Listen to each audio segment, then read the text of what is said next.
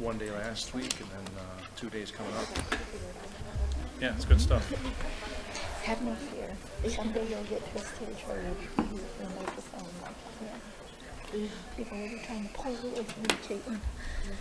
Stop! Get the cane! There was one that was postponed during that pause week because the whole state of Minnesota kind of was like on high alert or just kind of to see what Do you sit here for the whole Yeah, good learning. No, I was pulling them out of here. I'm not going to stay with it. I think it's,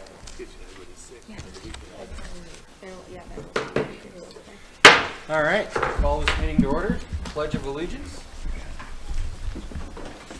I pledge allegiance to the flag of the United States of America and to the republic for which it stands, one nation, under God, indivisible, with liberty and justice for all.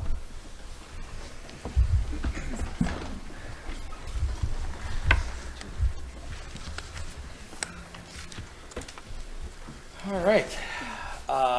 Secretary is not here tonight. Patty isn't, so I'll do the roll call. Wade Welper. Present. April Carlson. Here. I like having the names. Greg Stremka. Here. Jeff Conway. Here. Kent is not here. Patty is not here. Eric Morgan is here. So we'll also denote that. Okay, great. Moving on to student board member report. Caitlin Miller. All right, so the high school has started a food drive, and this will be going on until Friday, April 29th. The Matilda play went very well. Robotics competition made it to the semifinals. Prom is right around the corner, scheduled for May 7th at the LaCrescent Event Center. And this year we'll be doing Grand March in the auditorium. Spring sports has started, and you know the weather really hasn't been on our side, but hopefully that will change soon. That was all I have. Thank you, Caitlin. Thanks. All right, very good. Thank you.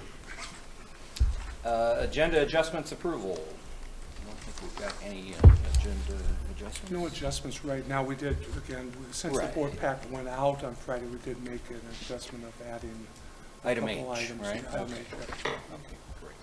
Okay, moving on to board member reports. Mr. Welper. Just two things. I know HVAC is still looking at the Kandusky Center in Winona as a central location for a number of things. I don't think we have a bid back on that yet, so still being reviewed. We've had some folks taking a look at the baseball stadium bleachers. There's some definite need there. The higher, if you go a little bit better they are, but those lower ones that have been rained on and all the sun on it, it's getting time to have some replacement done. So as we move forward, I think we'll talk about how we can possibly look at a softball and baseball fields. Thank you. April, do you have anything? The only update I'll give is I did meet with Steve and some of the junior class officers to request a guest policy for prom and other homecoming if needed, and requested that that be brought to the board for review and approval at some point. Okay. Gregory, do you have anything? Nothing to report on. Mr. Conway? Nope. I've got one thing. It saddens me to announce that Ket Summerfield has resigned. I got his email today, effective today. It is due to medical reasons. And as we all know, Kent and his penchant for being verbose, I will just sum up his letter by saying, I hope and pray the very best for all of you. So with that being said, his term would have been up at the end of the year, so I'm going to ask each of you to bring a nomination for Wednesday, May 11th, our special board meeting when we're going to be doing the budget workshop with Amy Lake. But do me a favor, talk to the person before you nominate them to make sure that they're on board. And we'll leave her at that. Any questions, or if you, feel free to reach out to me. And then also have an announcement that I missed. We are having our elementary school open house on May 15th of this year, Sunday, starting at 3:30, I believe? 3 Oh, p.m. 3 p.m. with program at 3:15. And incidentally, we have our senior awards ceremony at noon that day? 1 o'clock. Yep. Okay. And an art exhibit. And we also have an art exhibit, so. Dance card is full. Can I have one more thing? And I thought maybe you were gonna do it. Could we get an update on the District 300 Foundation Night Out coming up, Brittany?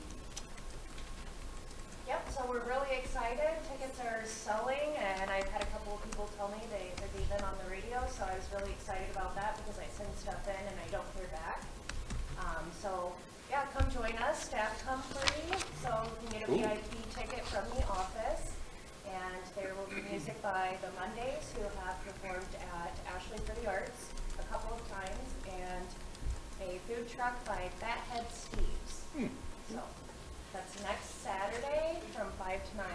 Now, is there any connection to any staff members in our district from that band? Yes, so John Steffes' brother-in-law plays in the Oh, band. okay, Yeah. good, And John's a 4th grade teacher, so. Yeah. fantastic. And I trust that it's being communicated effectively to all our staff that they get a free ticket in. I was a pusher yesterday when I was here Okay. all day, and I probably gave Great. away 20 to 30 tickets. I'll send more emails and keep trying to see faces and hand out tickets. Now, has ISD 300 ever done anything like this before? No, not a band. We've done wine and beer tasting at the Ice Arena before, but not a band to my knowledge. Okay. This is something new, something different. And the venue, are they donating? They are. Oh, they are? Yes, Pearl Street was kind enough to waive an event fee. They're going to donate back for every drink purchased. Fathead Steve's food truck will also donate some of their profits back to the foundation. Wow. So, Okay, well, that sounds like a fantastic event. If you guys didn't know, Brittany is the president of District 300 Foundation, so excellent work. and the whole goal is to raise more money for scholarships and Apple grants. Awesome. Great. Does anyone else have any other questions for Brittany on the, I think you covered it, but well done. okay. Well, I just was curious. I didn't know, and so thank you. Excellent. Okay, not having anything else, we will move on to community input. Let's start with, who was first here? Oh, so Lennis Kramer.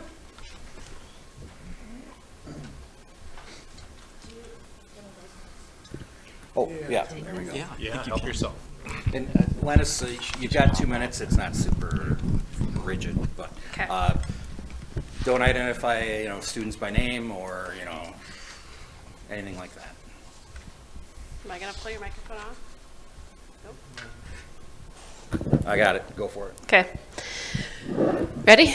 I'm Lennis Kramer. I am a mother of 3 children in the district. I feel it is important to address the Board of Education today, as I did by email as well.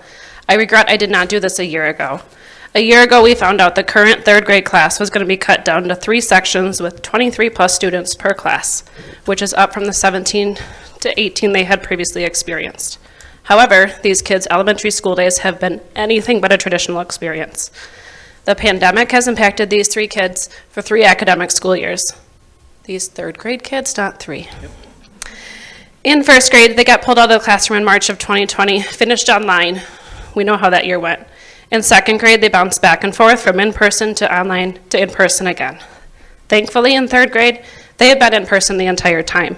However, there are some students that have struggled with the social and in-person learning expectations, causing disruptions in learning for others.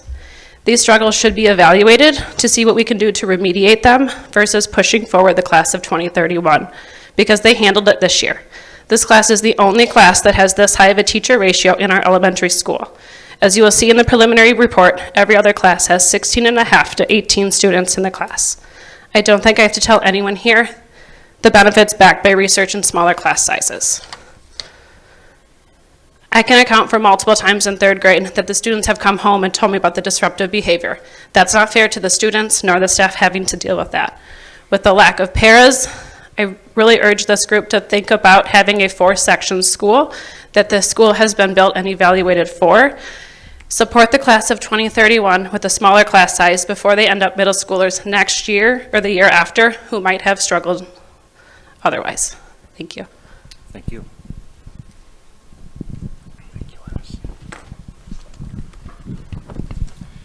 Next up, Mrs. Strumka.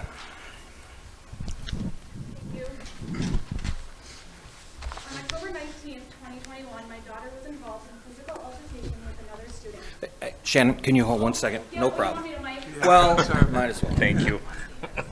It doesn't pick up on the recording. Oh, If we can okay. hear you, but on the recording, it doesn't pick up unless you have the mic. Okay. On October 19th, 2021, my daughter was involved in a physical altercation with another student. This was reported to school officials. On November 18th, during the school day, there was another incident with my daughter and the same student. This was reported to 2 school officials and Steve Smith, the principal. Also on November 18th, a threat was made on the bus ride home for the following day. The police were notified and contacted the school to report the incident. Finally, on March 24th, my daughter was attacked at her locker by the student. Charges are being pressed against the student and harassment restraining order has been filed. The harassment restraining order is being challenged by the parents of the student. I emailed Mr. Smith and requested all the documentation involving these incidents to present to them as I need to have evidence in court for the HRO hearing. What I received from Mr. Smith was the report of the attack on March 24th and the one report from the teacher regarding the November 18th incident that had happened during the day. Included in the email was Mr. Smith's comment, "This is what we have on file." There should be 4 incidents. I'm concerned about the lack of documentation and follow-up. There's a very clear escalation of violence that needs to be documented. As a principal and education professional, part of Mr. Smith's job is to document these incidents and protect our children.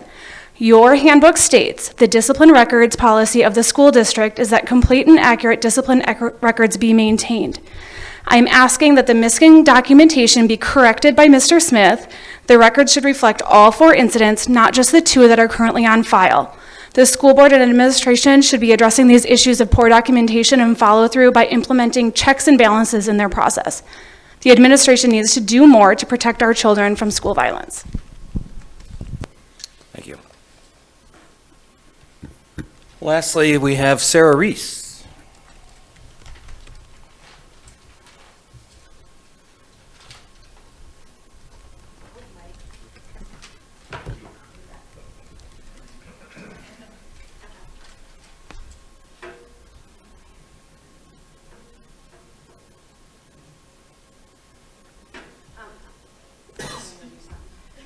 Jeepers creepers, hi there.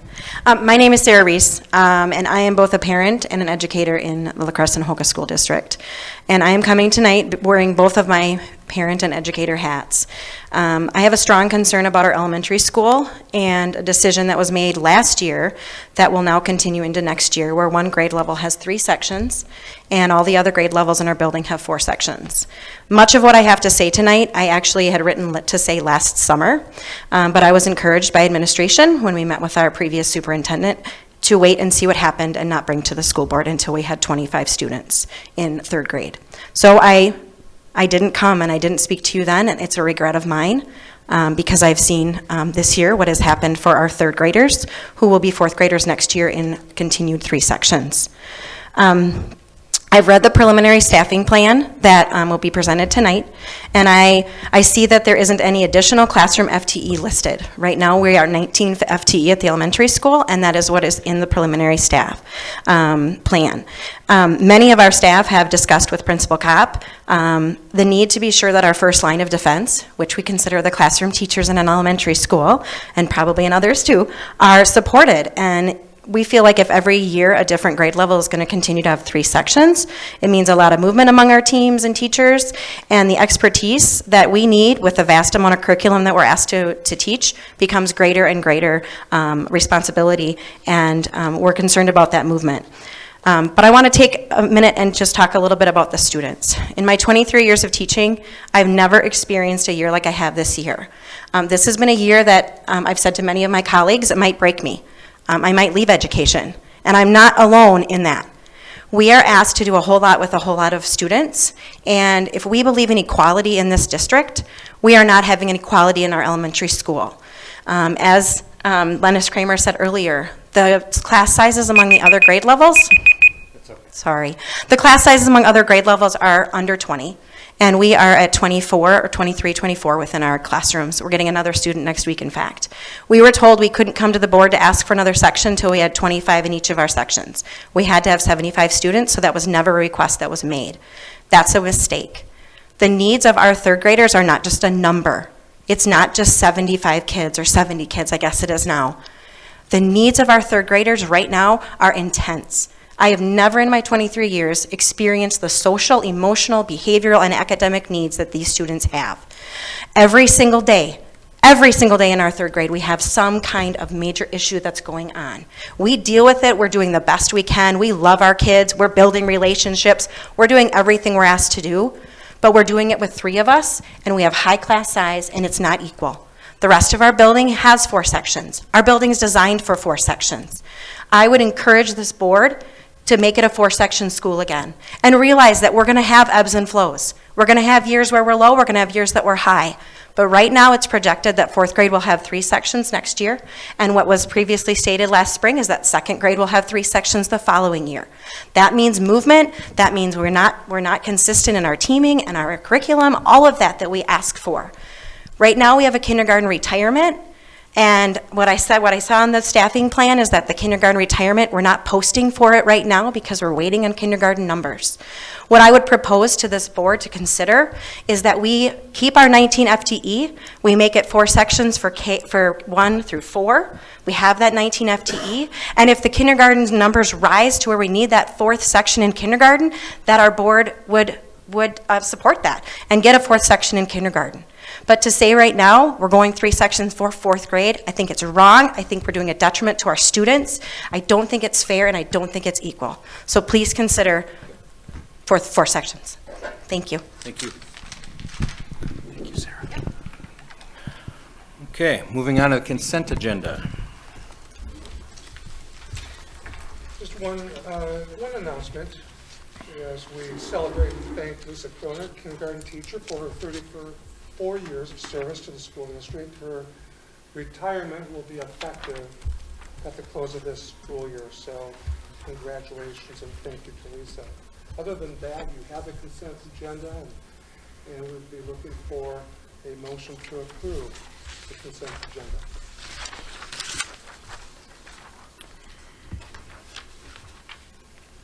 Motion to approve the consent agenda. We have a motion to approve. Can I have a second? I will second. April moves, Wade seconds. Any discussion? Dale, I do have a question about the resignations. Is that typical to see this time of year, like that number of resignations? Or does that appear, you probably don't know because you haven't been here each year at this time, but. I can speak a little bit. Okay. So the Chuck Yaley and Stanley Zastrow, we just couldn't compete with them monetarily. So I think that they both took employment elsewhere. So if you take those 2 out of the equation, you're down to 3. I think Jenny Von Arx has been wanting to be done with the yearbook for a while, so that's not surprising to me. Cody Braun, strength and conditioning coach, surprised by that, but you know what? I don't know. Yeah, kind of am too. And I couldn't, and I don't know. I could speak to that one a little bit. Okay, great, thank you. With Cody, he's actually starting his administration program. Oh. And so he needs a little more time in the summer to do that. And I think at the last board meeting, we all met Terry, the new football coach.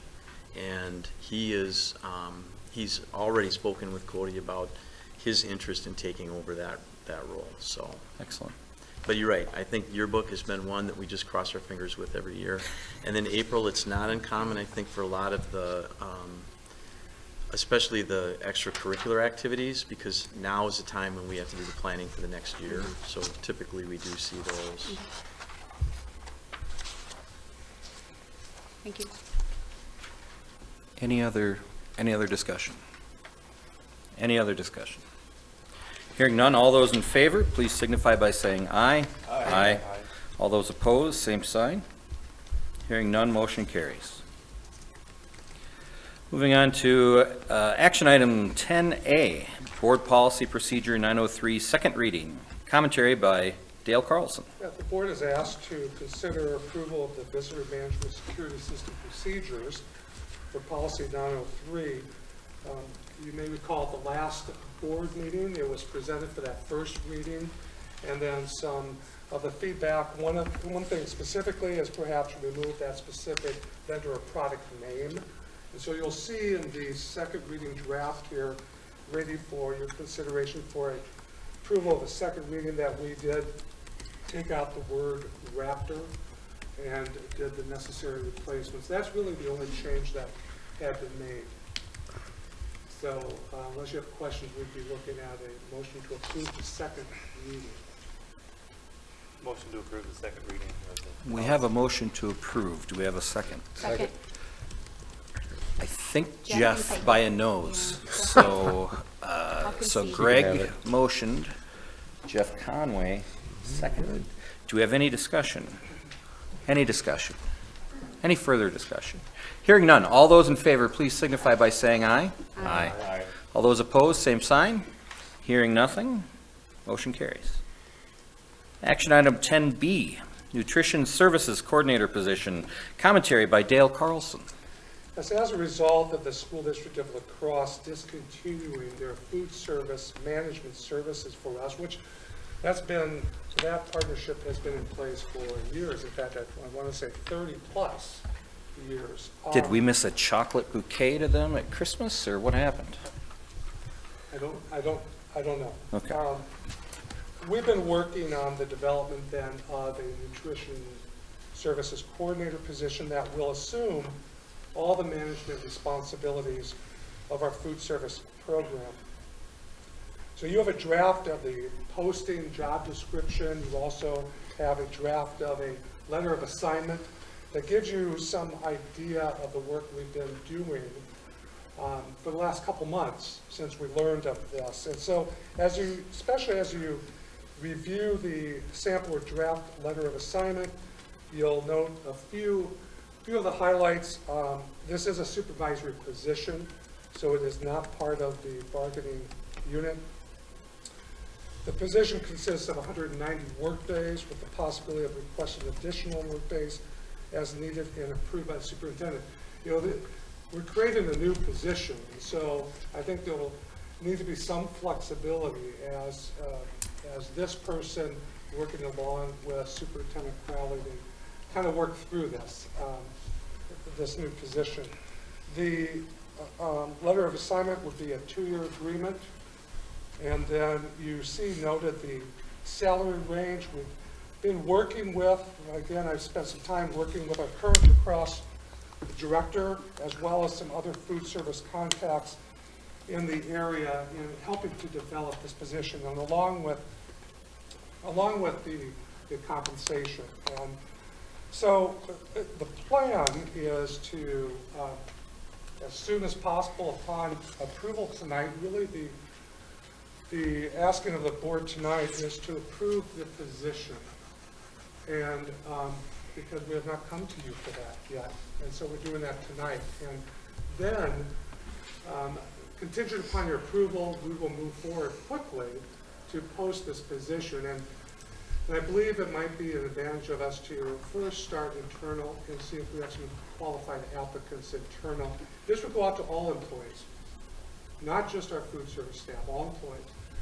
And we would do that in like perhaps even as soon as tomorrow, and probably for a short period. And then we'll see what happens. And then once we go through our interview process and selection process, we would bring the name of that person back to you, most likely, hopefully, by the May board meeting.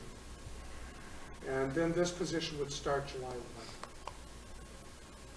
So I'm happy to respond to questions that you may have before perhaps you consider a motion to. Cost between the old way and this way? That was my question too. What were we paying for Thank you. craft? Makes sense. it's a little difficult to working with the lacrosse, our lacrosse partners, how they are structured and formed within their department, within the lacrosse school district. Much of the work they do, at the same time, they're doing some of our work. And so it's difficult to separate. So that question was asked, and we we're unable to have a clear, identify that clear dollar amount of savings, because again, as they're working in their office doing things for the lacrosse program, much of that is similar to here. If that, I don't know if I'm doing a very But good what job. were we paying them? Yeah. What was the actual dollar? Like, Do I we get have it's not Yeah, a one for It's one. a percent of our meals. So there was never a breakout. There wasn't, yeah. And I apologize, I will get that. Do you want me to I don't- pull up the agreement with them? It's a percent of the meal rate, and depending on our enrollment, or depending on the meals. So it seems like maybe we're getting by pretty cheap. 18 cents per meal served. So I don't have that calculated, and how I don't have that. Well, I mean, 18 cents, I mean, Right. number of students, basically. Well, my kid gets 2 each day. And the funding, you know, That's the 5th grader. Third grade. You also have the Morkin sanction, yeah. remember that the funding source. would I be- guess we don't have a choice, Dale. I guess I will vote to approve it. I'm just saying, if we could bring us back that information, I think that would be just good for us for planning. We absolutely will. All right. So I move to approve the Okay. nutrition services coordinator position. We've got a motion. Greg, you're I'll itching. Okay, and Greg seconded. Do you have any further discussion? I had an additional question, Dale. Did we do like a market comp on the range for this position? And is that how we landed on this range, or? We did as best as we could with the comparables with districts similar to us. Yep. But that's even quite, trying to nail down the responsibilities within this job, it was a challenge. And so we looked kind of the comparables in southeast Minnesota, and as far as, over close to Rochester and then down. But you have a mix of, some are still utilizing management services, like we have been. And then, so there's not a real claim, but that's what we did. We tried to look at, and that's where I asked for some assistance. We even went to some of our friends across the river in Wisconsin of Good. similar districts, and try to get that. Again, it was very, it was really all over the place. But does like Houston or Caledonia have a role like this, or are they Yeah, using the Caledonia management? does, Houston is with the management service. Okay. Right, and then you look at the structure. For example, our structure has been, we have that, kind of that manager within our district that is not a supervisory position, they don't evaluate, and then we have site assistants. And so those structures are different too in other places. So it really was difficult to do some comparables with that. These are questions that are just very common sense questions, and things that we just haven't been able to get a real clear-cut, clean comparison, even with the total cost. So, yeah, just kind of developing this from the ground up with some help and guidance, and taking pieces from other places. Quick question. Have we looked at trying to find another management service, or we think that's not? We did not really go there first. I think there was interest in trying to see if we could do this ourselves. Okay. And I think the cost, my hope is that it is, I don't know how much of a cost savings. This is funded out of the food service fund as well. So it is that different funding source. However, it's still, that fund, as we know, is driven by the meal cost and the fees, and which we want to minimize for our families. This can be, I would recommend, and that's what I'm doing, that we give this a try. The district gives us really a good try. I have visited with incoming Superintendent Crowley about this, who I know she wouldn't mind me saying, and she'll probably watch later. She actually has her license, her food service Yeah, license. she said that in her interview. But I've appreciated her conversations about this as well, and so she provided me the information at her current school district with their director position. But again, it's different, kind of different circumstances. So, but she is very well aware of where we've been and what we're trying to do with this, and supportive. So an impromptu accounting firm just came up with a number of approximately $29,000, give or take. Just the meals. Just the meals, at 18 cents a meal times Very ballpark. 8 months, yada, yada, yada. So surprisingly, fairly close, if that's, so, but it's a moving target and no problem. So we have a first and a second, and you had a question in the discussion, so now do we have any further discussion? Any further discussion?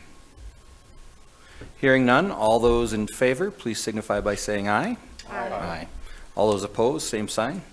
Motion carries. Okay.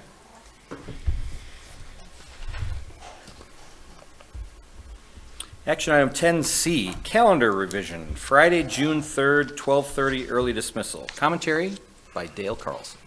Thank you. You're asked to consider approval of revising or amending this school year calendar, targeting the last day for students on Friday, June 3rd.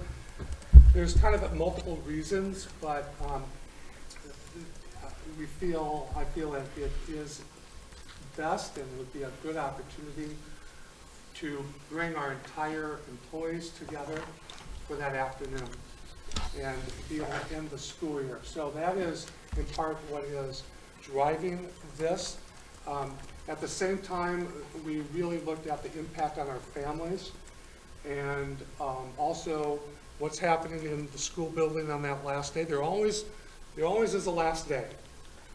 And there's pros and cons going back and forth, and we feel, I think we, the administrative team and some of our staff leaders feel that it's okay, it would be maybe okay for our students as well to have that shortened day and families. But we understand this is a change. We're hoping that it's early enough for our families to make those adjustments on that last day. And then I'll just add this piece that what would be happening that afternoon would be all our staff will be coming together. It would be part of their required workday to come together, and we have some things planned for that afternoon as a staff, all district employees. So that's a little bit why we come to you and ask you to consider amending that last day of school. Lunch would still be provided for our students, and How will this work with senior skip day, Steve? That's not usually. Well, that's actually, That's not the yeah. last day. Okay, all right, Hopefully- good. We got to make sure we keep Yeah. them separate, all right. Usually we'd be fine. Right. but I think Mr. Smith and the high school staff and I guess maybe and just with graduation and because there's practice going on, a lot of things going on right even on that day, and so. But and I think our elementary school has traditionally had things, and so their staff are having to make some adjustments, but I'm hoping that in the end this is a real positive for us to be able to come together at the end of the school year before. That will be the last day for a number of our staff as well. So I'll make a motion to revise the calendar as proposed on June 3rd. April made a motion. I'll second that. Is there any further discussion? How would that affect finals? It actually works out pretty well because of the 7-period day.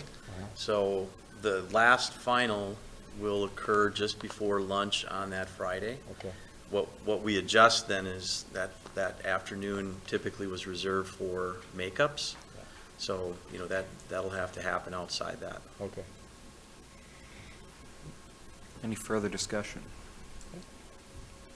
Hearing none, all those in favor, please signify by saying aye. Aye. All those opposed, same sign. Motion carries. Next up, action item 10D, Health Insurance Memo of Understanding, Education Minnesota La Crescent, 2122. Yes, we asked for your approval of the MOU this evening. We've worked with our bargaining unit on this. This is probably something that typically has come much earlier. You know, this is for this year, and so we're just trying to, we need to get this taken care of. And so I think that typically you can look for something like this to come earlier, even perhaps prior to the school year, when the health insurance rates are finalized.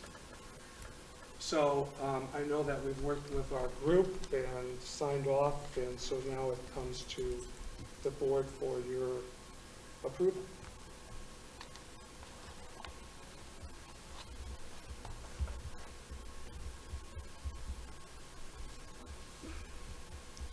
Move to approve the health insurance MOU.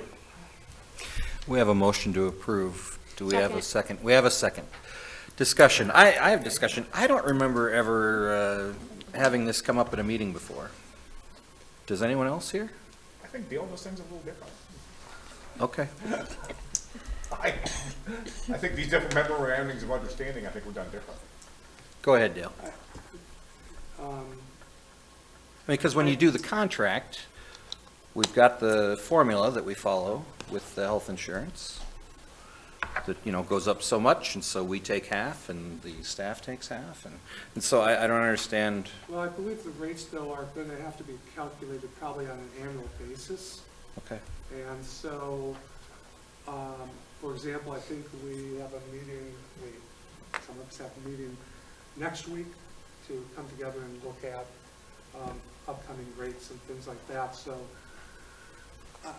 I can't speak specifically of in the past of how often or when this has come forward to the board, but I have a reason to believe that the MOU, that's been something that's taken place.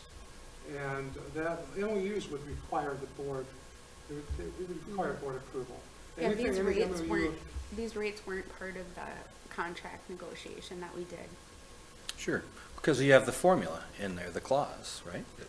We pay X, and then any increase. Right, so this would be separate from what we agreed to in the contract Okay. negotiations. Okay, well, personally, I don't remember ever seeing this come We before don't do it us. very often, I think is the thing. Okay. I think it's very infrequent. but- Ebb and flow, Yeah, good point. like the, okay, up and down. Okay, any further discussion? Any further discussion? Hearing none, all those in favor, please signify by saying aye. Aye. All those opposed, same sign. Motion carries. Okay. Action item 10E, parental leave memory, MOU, Education Minnesota. Well, this is a little bit of cleanup to make sure that we are in line with the FMLA law and so on. So we're inserting some language specific, I think a little bit of the adoption, but also foster care placement. And that's really all, I don't want to minimize it, but that's what all that's taking place here with this MOU. And so we've worked again with the teacher group to make sure that this is, that we have it right. And so it was timely to get this in place. And so that's what you have. It's pretty straightforward. And to be clear, this is, when we say teachers now, it's male or female, that anyone qualifying for a leave can use their sick time towards that. Correct. There's no time, so it's cleaner, it's simpler, it treats everyone equally, is the point of this as well, in the foster care. But- Yeah, and our intent was to fully align with FMLA, and we did miss foster care, so that should be added, yes. All right, very good. Thank you. Can we have a motion? Motion to approve the MOU as proposed. All right, motion by April. Do we have a second? Greg seconds. Any further discussion? Thank you for the clarification on the foster care. Any further discussion? Hearing none, all those in favor, please signify by saying aye. Aye. All those opposed, same sign. Motion carries.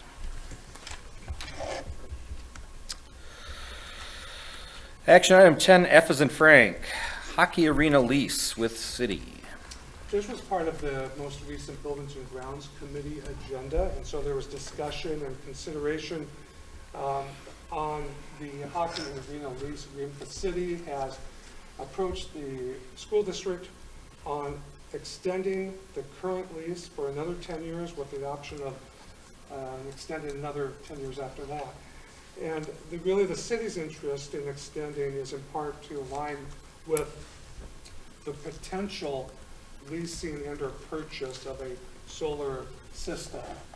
And so that's really what's driving this interest with the city. So at this time, the city, I do not believe, has made any final decision regarding the solar, but this is something that they have an interest in, knowing that this could be in place for that extended period of time.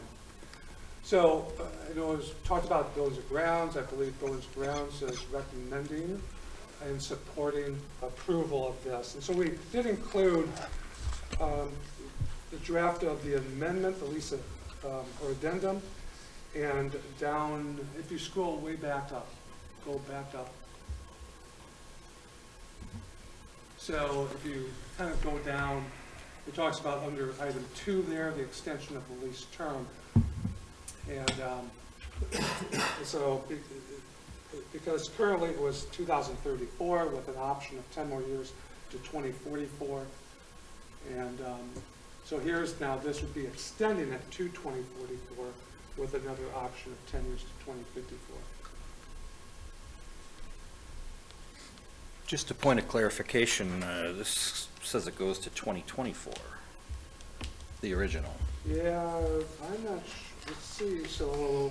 Exhibit A. We should have.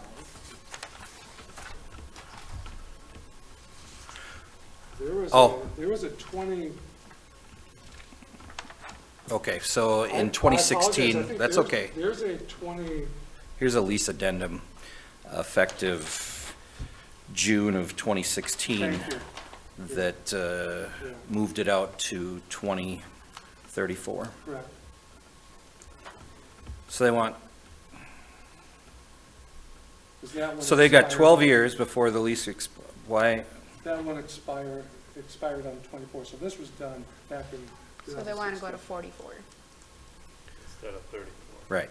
Right, so it's set for 34 right now. They want to extend that to 44 with the option of extending to 54. Okay. I just had a clarifying question. When I looked at the map, does it include Abnett Fields? Are we leasing Abnett Fields as part of this? We own Abnett Field. So this is literally only the ice arena and the parking lot? Because to me, in this, it looked like it included the whole facility. acreage, see on there? Yeah, That we looked have like that it, in the field, and I know there was a separate question. There was a question before on maintenance too, but I don't want to go there if we don't need to. But I think that this is just for the ice arena. But, so we own the land, the city owns the building, and the Hockey Association leases the building from the city. But the Anaheim Ducks grant paid for the building, or most of it, if memory serves. So it's pretty convoluted. so it's not the land, it's only the building? Correct. Okay, thank you. Okay. Motion to approve extending the lease agreement until 2044 as proposed. We've got a motion by April. Do we have a second? I'll second. Greg seconds. Discussion. Any discussion? Any discussion? Hearing none. All those in favor, please signify by saying aye. Aye. All those opposed, I'm going to say aye. And the motion carries. So. You're opposed? I am. It does us no good to own Abnett Field. We can't do anything with it. We have to do this paperwork here and there. We might as well sell it to the city for $1 and be done with it. We can still use it if we want, but that's how we would sell it in my mind. We'd be able to use it, but My understanding is they don't want it. we haven't had a real conversation, so They've avoided the conversation because they don't want it. That's my understanding. Well, we need to figure out something to do with softball fields then before we would do that, because that's the only place that JV has to play. And well, it's, if we sold it, yeah, anyways, okay. All right, moving on. And I asked this the last time this question came up, and we pay $1 a year for the lease. They pay $1 to us free. We don't pay $1 to them. Because we lease the land to them for the building. Yeah. So it is income, you're right. Okay, sorry, that was snarky, I apologize. That wasn't nice, okay. So you voted for this lease the first time then, I guess? Did we what? Yeah, nothing. Okay. She was snarking back. Oh, good. All right, then we're even. Okay, action item 10, G as in Godfrey. Oversight Committee Board Representation. Commentary by Dale Carlson. The Oversight Committee has requested the board to consider reducing the number of board members serving on the committee from 2 to 1. The reason is so that the overall committee membership may remain, I believe, at 12, where you have 6 teacher representatives and then 6 board and administrative members on that. And part of the change, what's driving this, is the addition of soon-to-be middle school principal, Josh Malco. So that will add an administrator to it. And so there's really 2 options. We keep 2 board members, which really comes to 7, and then that means the teacher group would add another one, because it really needs to be the same number. Or we stay at the total membership of 12, 6 and 6. And so the recommendation is to ask consideration to reduce the appointment of 2 board members to 1. And that would, I guess, could take effect immediately. Move to approve board representation to 1. We have a move to approve by Wade Welper. Do we have a second? I'll second. What, Any discussion? Yes, Greg. what is the downfall of moving to having 7 and 7, having more people on that committee? And some others may, I'll invite others to talk, but I think that it would be just, I wouldn't say that it would be too large. It's just trying to secure people to serve. And when you start adding members, it's just another position that needs to be filled. And I think we've been fortunate to have people step forward who really are committed and want to be involved. But I think when you start growing those committees, that's where you run the risk too of the challenge of filling it as well. So that's just one part of the conversation. I know there's a couple people there that are part of that if they want to add, but I think, Greg, that would be one thing that I see. Just trying to avoid having to continue to find an additional person. And I'm speaking for that teacher group, I guess. And the Oversight Committee meets how many times a year? Twice? Once a month. Once a month. Oh, once a month? Once a month, yeah. I think too, it's been a little tricky to get board members. It's hard for the board members to be there also. Thank you. Yeah. Sure. Okay. So we've got a first and second. Do we have any further discussion? Any further discussion? Hearing none, all those in favor, please signify by saying aye. Aye. All those opposed, same sign. Motion carries. Action item 10H, Principals Agreement, 2022 to 24, commentary by Dale Carlson. And this is the one item that we recently added, but I feel it's, first of all, I just have to say I've appreciated the opportunity to meet on occasion with our principals, and it's really provided me an opportunity to learn from them, the important, everything that they do. Tonight, though, bringing to the board for your consideration of approval of an agreement for the next 2 years, 22 through 24. And what you have before you is a tentative agreement. The principals have tentatively agreed to it and signed. As you review the summary of changes, the overall, you'll note, and what you have in front of you is the actual agreement document.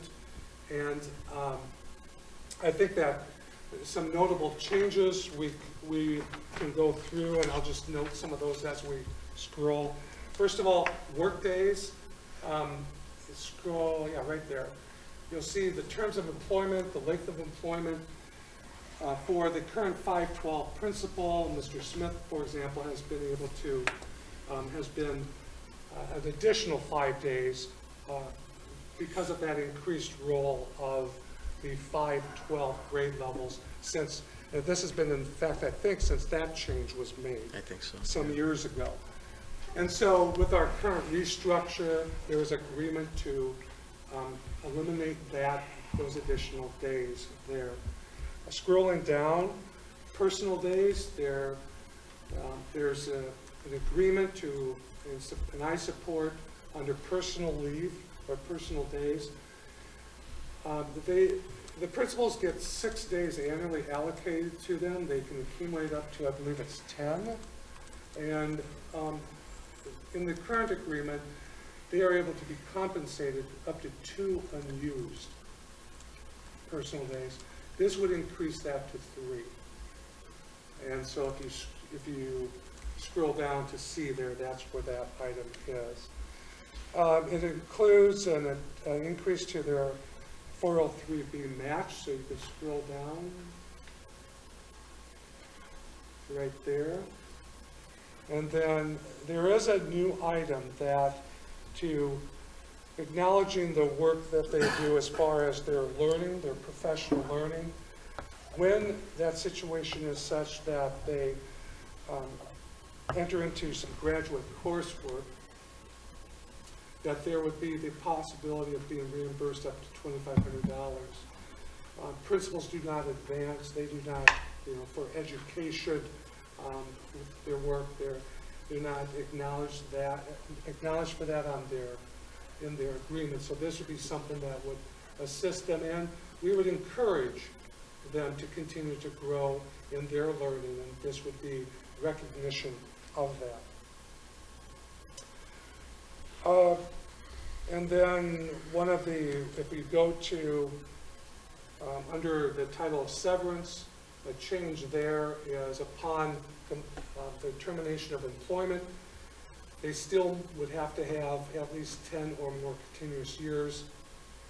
There would be an increase of 10 days of a payout. Other than that, you move to salary, and the agreement is a 3.5% for the first year and a 2.5% for the second year. We talked about the restructure and the addition of the change to the middle school principal, and what you have in front of you is a recommendation for Josh Malcoat. You can see the amount that's being recommended is the $110,000. The discussion, what goes into that is a large extent years of experience, not just in the district, but also leadership experience beyond, which we're fortunate that he has come to us with much of that experience, even at that principalship level. So that, we had that work to do, to find an agreed upon amount to start that position. So you see that what yet would have to be negotiated in the end is that salary for our new high school principal. And the only really parameter language in this agreement that provides us a guidance is a minimal amount to be negotiated in the 90%. The total costs, which I apologize, I don't think I included that in to be able to show you So for the 21-22 school year, we have a total cost of about $489,239. And that's based on the current assistant principal position. And so what this package would result in is an overall increase in the total package of about 7.78% for that first year. I could say that that would be, what also is involved here is the creation of the restructure and having to move from that assistant principal role to that middle school principal position. And so, by the way, we still are working on trying to share with everyone perhaps that total cost of that restructure.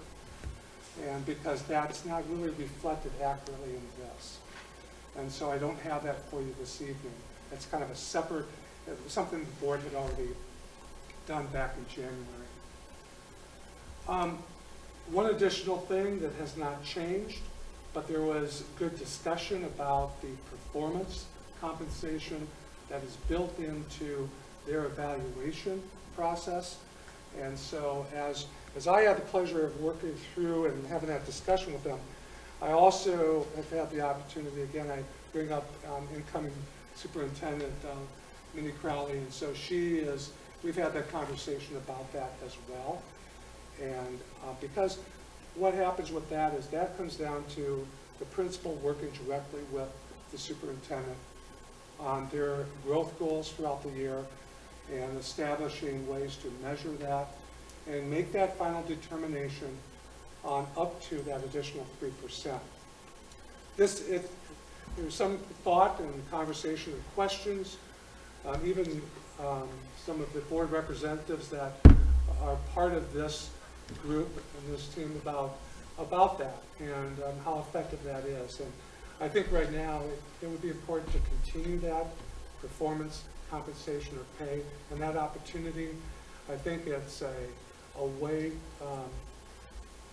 I think it's the right thing to do right now at this time. And then provide the opportunity for the principals to work with Superintendent Crowley to the next time to have further conversation and evaluate this. So the recommendation tonight in this tentative agreement is to continue to keep that and maintain that. I was just going to say the cost, about 7.78% total package cost for the first year, but remember within that is having to address that change of that middle school position. And then the second year would be a total package cost of about 1.91% for the second year.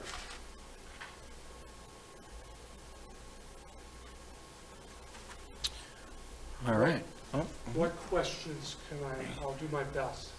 I don't know if it's possible on this whole 3%. Would there be a way to relay the goals to the board and so the board can see these performance evaluations? Either agree, like, I don't know how to put this. Like, what are the criteria they need to meet to get the 3%? Yeah, what are the criteria? Sure. And then before that is paid out, show that it's been completed or met. Sure. I'll do my best to answer, and I want to be careful because this will be effective July 1 when I'm not here, although I've been instrumental in trying to put this together.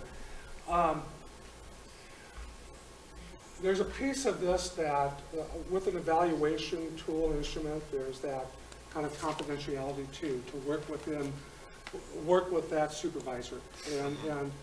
But I think that there is a way too, especially, and I think I can speak for Superintendent Crowley, that how this should really work is we have that district-wide continuous improvement plan, strategic plan. And then all of us throughout the organization, we build our improvement plans off of that. And so I think that there could be a way, right, to share that and work with that. But when it comes down to truly evaluating and that performance, I think that will rest with that, ultimately with the superintendent about that. So I know I'm not really making a commitment. I'll acknowledge I'm not making a commitment to you tonight of how far and how that can be stated. But I think that I would suggest that there could be to some degree, a level of sharing that this is what I'm working on this year.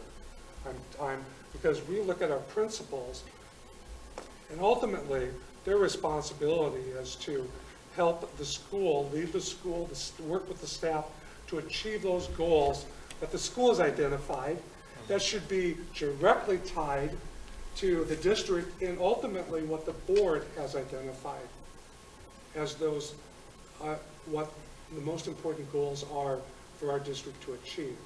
So we establish that, and then everything that we all do is really putting us in position to achieve and reach those goals. So superintendent goals, that's very wide, that's very public and open and to be shared, because the board is the one that really evaluates that board, that superintendent. Even though the specific evaluation for the superintendent is really done in a closed setting, and then you report out a summary publicly. So that's what I would offer tonight, that I think that there is, to a degree, a way to do that, to offer that to the board. I had a question and a comment. We also offer continuing education dollar amount for staff, correct? So if staff wanted to take higher level programs, do we reimburse for that at the? I think that's part of the over top education, whether it's a graduate credit or how we recognize masters or. No, we looked at that, but part of that too is if teachers, and I think this is the negotiations last time, it's built in that if they get their master's degree, there's bumps that way, but the cost of getting them there isn't built into it, and we had that conversation, I think, at the last one. Yeah, exactly. So it's not, there's no reimbursement for taking the coursework. There's acknowledgement once you achieve a certain level. But if I remember right, you do have a training budget here that you can send teachers to, that you can utilize for conferences and things like that, correct? Right, the staff development. Yeah, the staff development fund, which you can use. But not like to get their master's. No, not to get their master's. So no. we're allowing money for the principals to do that, but not for staff. Yes, to be reimbursed, correct, but they're taking the grad to register for the course itself, correct. So that's my question, and then my comment was, you know, there's the bonus, and then I think there's two different stipends too that were in there. And I realize it's always been this way, and we're, you know, in the middle of different superintendents and things, but I think going forward, I mean, I'm really not a fan of having stipends and bonuses built in, like either make it part of the salary or have very clear, like black and white, this is what you get if you achieve this. You know, if the stipends are tied to like Q comp, I mean, the staff is executing on the Q comp, right? And administration is oversight. So if one gets compensated for doing well, then why aren't staff getting compensated for doing well, right? So that's my thought process on it, is, I don't know, we did the staff negotiations, and I feel like more equity would be good between administrators and staff. But I also realize that this is how it's been, and so I won't vote against it at this time, but I would like Mindy, once she's here, to take a closer look at having better defined criteria and maybe more equity between administration and staff in the benefits and reimbursement for education especially.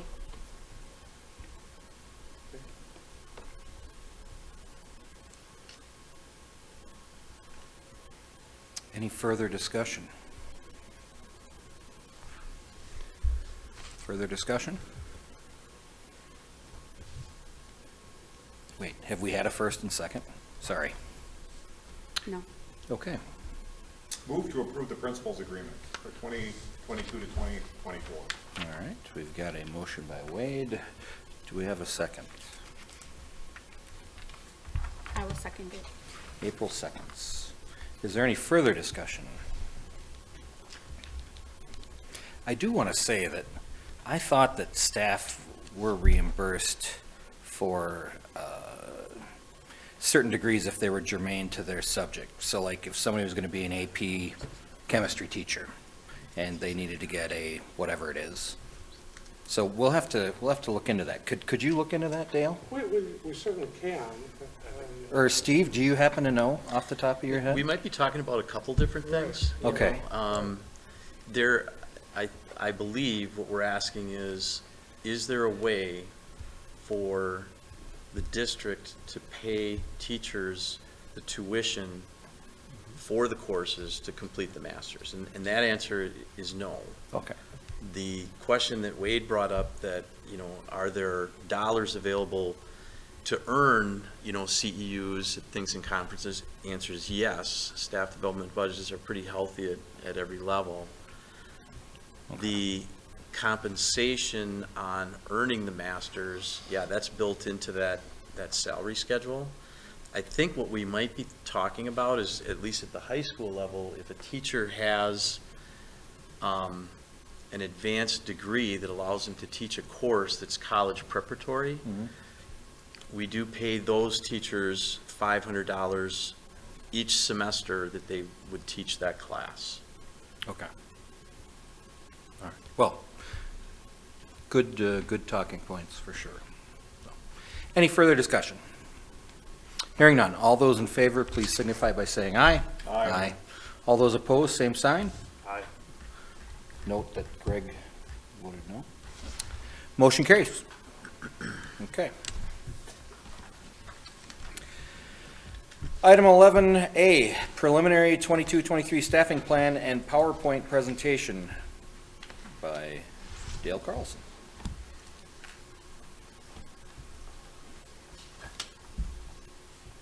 So this is just for information this evening. No action is being asked tonight. So tonight I'm presenting the preliminary 2022-2023 staffing plan to you for your review. Again, the board will not be asked to take any kind of action on approving the plan tonight, but we'll be asked to approve the final, or consider approval of the final plan at the regular May school board meeting. So tonight I'm just going to highlight for you information included in that, the staffing plan, the multi-page, 14, 15 pages that you received plan. So the development of the annual staffing plan is a process that typically would begin early in the school year and includes a number of events, beginning with an examination of the student enrollment forecasting. The staffing recommendations for next year are based on levels believed to be best for student learning and at the same time fiscally responsible. The process in developing the staffing plan includes meeting with the principals to review staffing needs based on student enrollment projections and course requests. For grades 9-12, in particular, student course requests drive many of the decisions to be made in order to determine the number of staff needed in a specific curriculum area. Attention is given to minimizing the number of sections that have low student enrollment. So tonight serves as an initial preliminary recommendation and report to the board. And again, we would be revisiting this. We all will have a month. We will continue administratively to be working on perhaps modifications and then finally working with you in May at the regular meeting on consideration of approval. Staff, I've summarized staffing changes I'm recommending based on my work with the principals. I divided the report by elementary school, middle, high, special education, you have Title I and intervention. I call it other building, the district staffing recommendations and considerations. We'll talk just briefly about the staffing plan budget impact. And then at the end, just review some ongoing unmet workforce needs for ongoing consideration, which won't necessarily be in any kind of rank order. Enrollment projections, at this time, enrollment projections suggest a decrease of about 20 students, kindergarten through grade 12, or about 1.9% compared to our actual enrollment that was registered on March 31, just a few weeks ago. We plan to discuss further the budget impact when presenting the preliminary 22-23 budget at our May 11th budget work session. Enrollment projections suggest a decrease of about 12 students at our elementary school, kindergarten through grade 4, and we're talking right now about our regular classrooms when comparing to the actual, again, March 31 enrollment data, which is in large part, that's the last actual number that we're utilizing tonight for this report.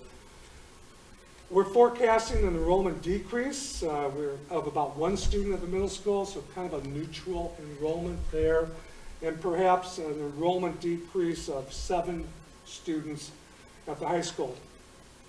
We do our best to project, and as you know, enrollment is very challenging, whether that's beginning with our kindergarten, which is perhaps one of the most challenging.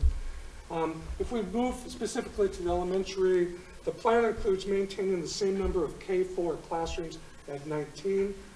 While we are projecting a decrease in enrollment, we do not believe this is the time to increase overall the class sizes, beginning with kindergarten.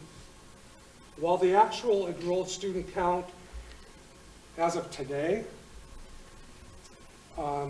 might allow for a reduction of 1 kindergarten section at this time, it's not being recommended to reduce the number of sections due to an anticipated increase in enrollments based on trend information. So working with Jeff, especially in March, we have a registration, and we try to work with our families, encourage them to register their to be kindergartner for the fall, and that work continues. So it's not unusual end of March to be at like that 40 number, but our trends would show us that we end up well into the 60s, if not approaching that 70 mark by September. So trend information, we use that, but of course every year could be different. But that's what this is built off of too, especially at the kindergarten level, is that trend information. So we, as was mentioned with one of our people speaking tonight, it is true that right now, at least up until the time we perhaps have the board make a final approval of this plan in May, we're not looking to go out and post the kindergarten position right now. We'd just like a little bit more time, give us a little bit more time on the numbers, but this preliminary plan is recommending that we maintain the 4 sections at kindergarten, in large part based on our trend information. Is there any flexibility for next year's 4th graders? So, ask a little bit more, Jeff. Well, are you going to, they said there's a concern here with these kids, and they've been through a difficult couple of years. Yeah. Is there any flexibility here where we could get another section for those kids? Well, the flexibility is we decide on it. Yeah, Right. yeah. I mean, it's- That'd be- Right, what is the cost, and do we have the money in our budget? That's what I'd like to know. Right. And this will be a good opportunity when we come together at the budget workshop too. We'll be able to talk more about the impact of the staffing plan. Remember, personnel costs, Ms. Lake would do better at this, but we're 85, probably conservatively 80% or more of our overall budget is personnel costs. And so this will be obviously a conversation as part of that budget workshop. So we'll talk about, we use kind of an estimated average of about $65,000 for a teacher position. And that can swing either way based on insurance and experience and where they're placed. So, we're watching the enrollment numbers at 4th grade. Yep. But at this time, we're recommending the 3 in this preliminary plan. We recognize the class size average of 23 based on what we have, what we know today. And while there is no board policy on class size, there is language in the current teacher collective bargaining agreement that states the management, so administration, will notify the school board of class sizes above 25 in pre-K to 6, and then 28 in grades 7 and 12. And then the school board will have an opportunity to evaluate that. I'm not suggesting that. Again, I can't speak to the past, what's been shared as 25, and whether that is where that has come from, perhaps. So, Mr. Conway, I don't know. I'm just unable to answer that question as far as what is the possibility, but ultimately the board will be the ones to approve the plan. And if the priority is to add to that elementary staffing, then that's the priority. Okay. And we, When we made these limits, these numbers that you just talked about, that was under different circumstances than we're in today, correct? And so I think we need to keep that in mind when we talk about flexibility here. And this is part of this process, to present this to you, so that to get some input, some feedback, and then, depending on the decisions made, then we have to come up with solutions of how we make that happen. Okay. Right. And we talked about it a little bit last year, but we also have the problem of getting enough paras, right? So we don't have enough paras, and you have a higher class size. So I think we had asked, do we need to look at the pay that we're offering to paras to see if we can get those filled? I think it's a perfect storm of things really bad for these kids, right? You had COVID, you have a higher class size, you don't have enough paras to help with the kids that need the extra help. And I have one of them, right? So and he's benefited tremendously from having paras at the school. So I think all those things need to be considered. What can we do to get our paras hired, keep them, and fill the positions? But then also, do we have money in the budget to have equal levels, so 4 at each level? And what does that do to our budget? Does it put it way over the budget? Or do we have plenty of money? Then why are we even talking about it, right? So those are things I'd like to see. And some of those will be just fit really nicely into that workshop too, and try to put this all together. Okay. All right. On the impact of this, because this again is, there's no question, this is by far the majority of our investment, and it should be. Yep. Our people resources have the greatest impact on our kids. Yep. So this should be. Just kind of finishing up this slide. So the average enrollment for kindergarten through grade 4 for this year has been about 349 students, kind of as that has fluctuated, resulting in an overall class size average of about 18.4 students. And then based on 19 sections. And then with the projected enrollment for next year, about 339 or around that.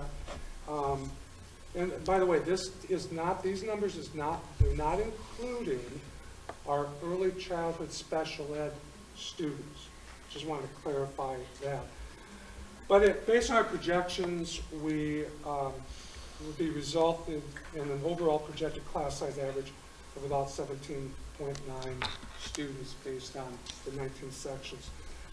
There are no planned changes in the regular education licensed staff at the elementary school. So again, overall, the elementary FT, and this was part of this exercise, trying to create kind of give you an idea, and all of us, where are we looking about that total FTE as a school district, and trying to really break it down and give us a good picture. So this is part of this, what we're doing tonight in our work. So you could say the elementary school, the elementary FTE teacher staffing plan includes an equivalency of about 31.5. And that includes classroom teachers, and in your packet you have more of a detailed chart with that. So this shows you the staff level at each grade level, along with the projected class size per section. And again, I would say, there are times where it could be certainly within that principal's authority even to in fact, as positions open up, any of the principals would have that opportunity to work directly with the staff and make those necessary shifts. As long as they're staying within that total approved staffing FTE. But, so as we continue to monitor enrollment, again, there might be that ongoing fluctuation of even the number of sections at one grade level. If a change occurred where a section was requested to be added, and there's no way to make reductions in other areas, then we would work together and to be able to bring a recommendation to you, that, especially if it would involve increasing the overall staffing. So for middle school, the plan includes an increase of 1.6 FTE. The most significant change is a planned shifting of special education staff, moving a total, I think, 1.5 FTE in special education staff from the high school to the middle school. And that's been something that the principals have been working with their staff leaders on. The high school plan will show in a minute when you see that, then a decrease of the 1.5 special ed staffing. And the reason for this, again, is just program changes and looking at ways to improve services to our students. The plan also, at the middle school, the plan also includes an increase in vocal music of 0.1 FTE. The 0.1 FTE would increase the current 0.9 FTE to a 1.0 position. And there's a belief that not only it could increase service to students, but also it helps just within that ability to staff that position like that as well. This year, the middle school has had an equivalent of 24.2 FTE licensed staff based on the number of course sections and also specialist positions. Specialists might be, again, are those elective areas, art and music and PE and so on. At the middle school, it actually does include a 0.2 FTE, so an additional teaching assignment each day, what we call an overload. And so that, I believe that's within our PE department. And so for next year, the middle school is planning for a total equivalent of 25.8. And so again, you'll notice that increase, but that comes back primarily to the shift in special education. That 25.8 number does not include, however, our school counselor, social worker, and nurse, which we'll mention that later. Secondary, or the high school, this would be 912. Adjustments in the number of course sections result in a total change in the number of FTE and the instructional staff of a decrease of 1.2 FTE. Again, a large part of the special ed shifting and change. This year, the high school has had an equivalent of 31.3 FTE licensed staff. And again, that's largely based on the number of course sections and also specialist sections and how those are driven by student requests. This included, this year, about a total of 1.7 FTE and overloads. So you can imagine that it's almost equivalence of 2 full, not quite, 1.7 for the year, 2 full staff persons, where our current staff are coming together and really taking on that additional teaching assignment every day, whether it's for one semester or both semesters. For next year, the high school is planning for a total equivalent of 30.1 with a 1.0 in overloads. So there's an attempt to have a little bit of less. It takes a lot.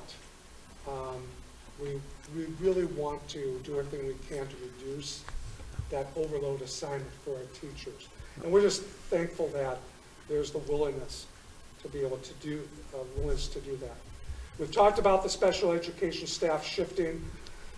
Also, there is an increase in 0.4 in our tech ed area. But, and Mr. Smith, I may have to have him do a better job than I, but we started, while this shows a 0.4 increase, that doesn't necessarily reflect what has happened. Going into this year, we had an assignment, so a 0.2. I talk about 0.2, and we say a 1.0 teacher has 5 assignments.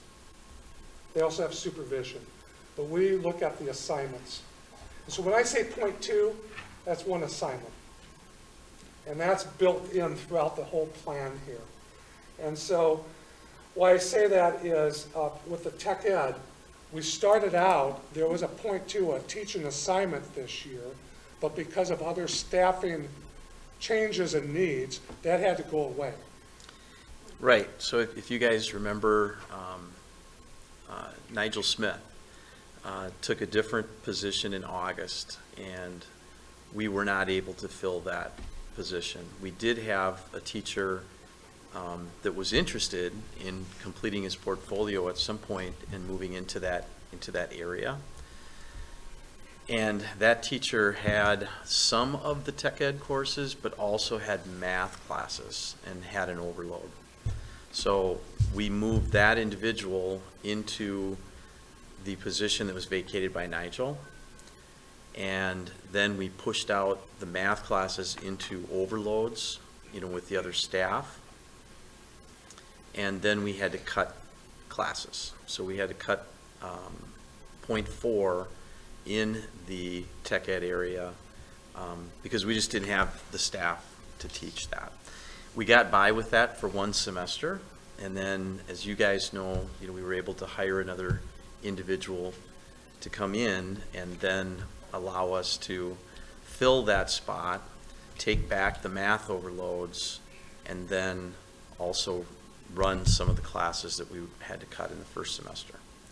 So that one is, that's why the 0.4 now for next year, that's kind of a reflection of the new courses that were developed in discussion throughout the year, one of those being the drone course. And so there was some that was added to that. We won't see, for the first time that I can remember, we will have 2 individuals teaching in that department, and they won't have overloads. So that, that is a positive thing, because that's a pretty hard area to have overloads, no doubt. There's a process at the high school on canceling courses. And so you have the student registration, students sign up, and then Mr. Smith needs to go through and work with the guidance staff and others, try to determine what courses do we just can't run because of the low enrollment. Again, there's not a policy on minimum class sizes all the way through K-12, but we have applied kind of the number 12 to draw a line and say anything under that we're going to most likely move to cancel, and then as early as possible get to those students so that they can choose something else. So science, a couple of those, and you have this in more of your detailed report, but there are some science, solar energy, social studies, intro to theater, math, AP stats, and then also math, technical geometry. Those are some of the courses that I think early on we chose to cancel and then help redirect those students to other opportunities. At the same time, we go through and look at well, even with some low enrollments, what are some exceptions? And so we looked at some exception reason. It could be a capstone course, in other words, kind of an end of sequence. It could be a sequence course. You might find that sometimes in our like Spanish or language. Or that might be a poor example, but somewhere you just really need to be thoughtful before you cancel what's going to be the lasting impact on that. In our tech ed areas, we, for example, our construction, which we're looking ahead to a 2-period block where they go off-site. To have that manageable and safely supervised, you're most likely going to keep that a lower number.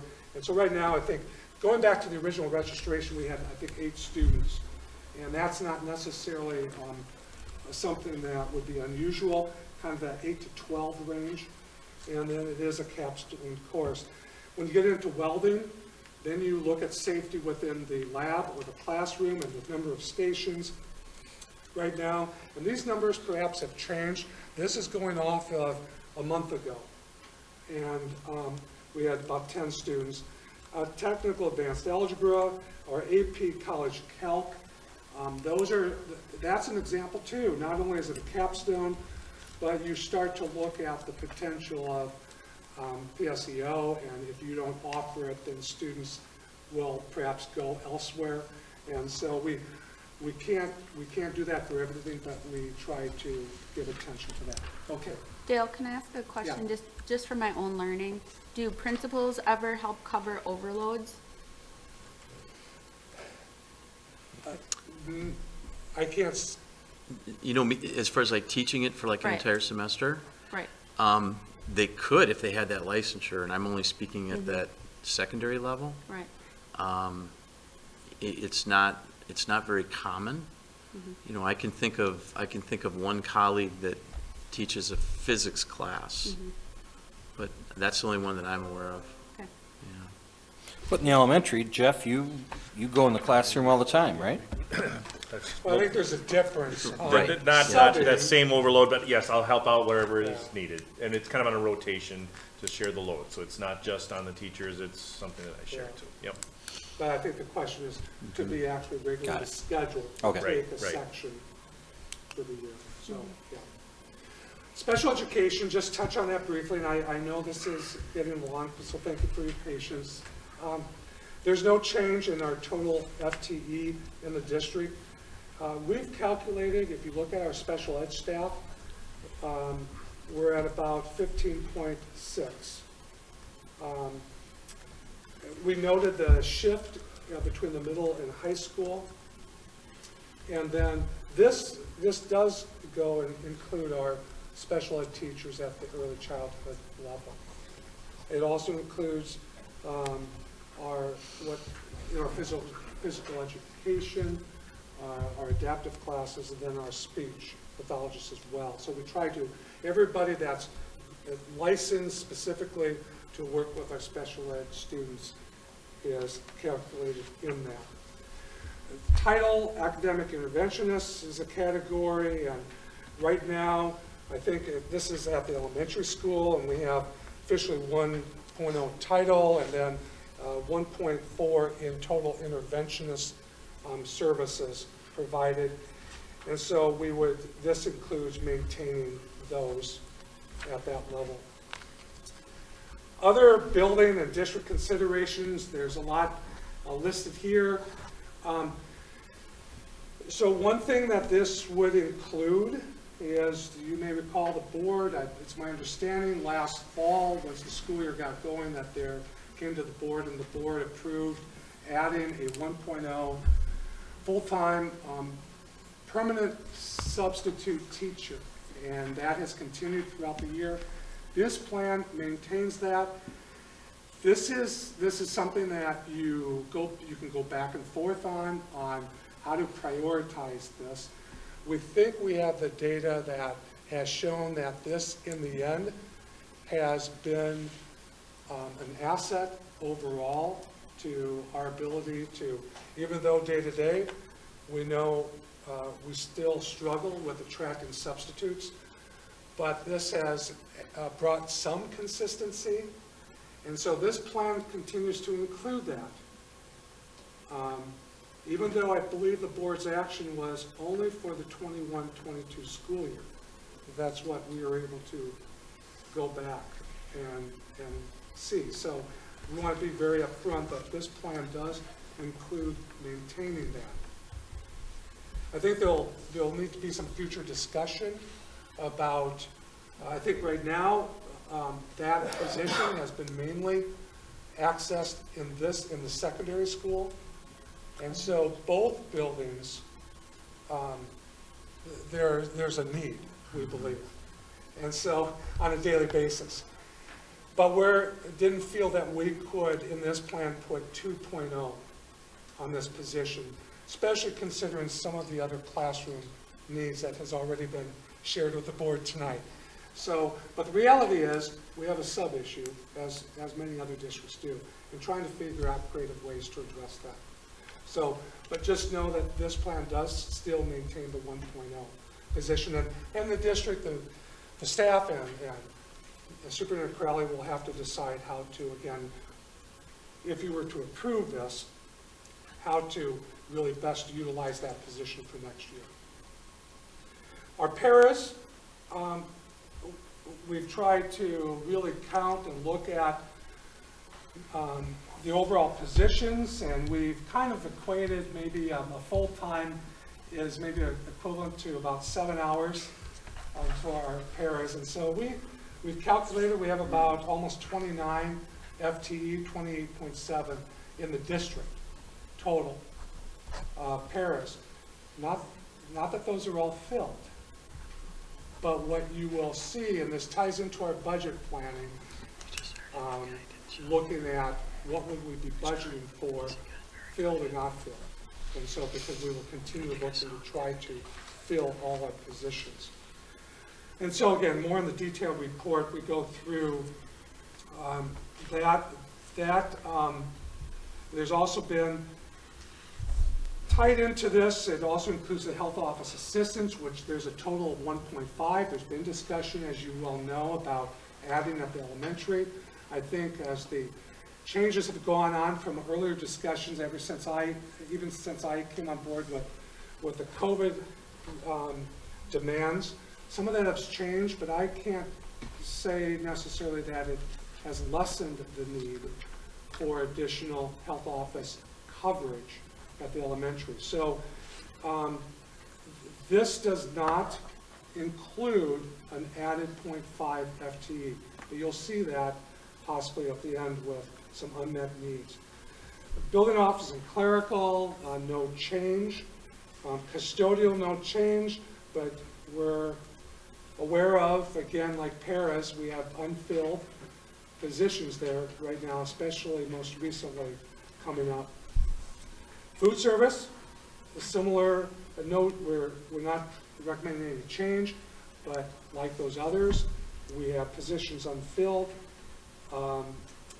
District staff, we're trying to account for all our different positions as we go through.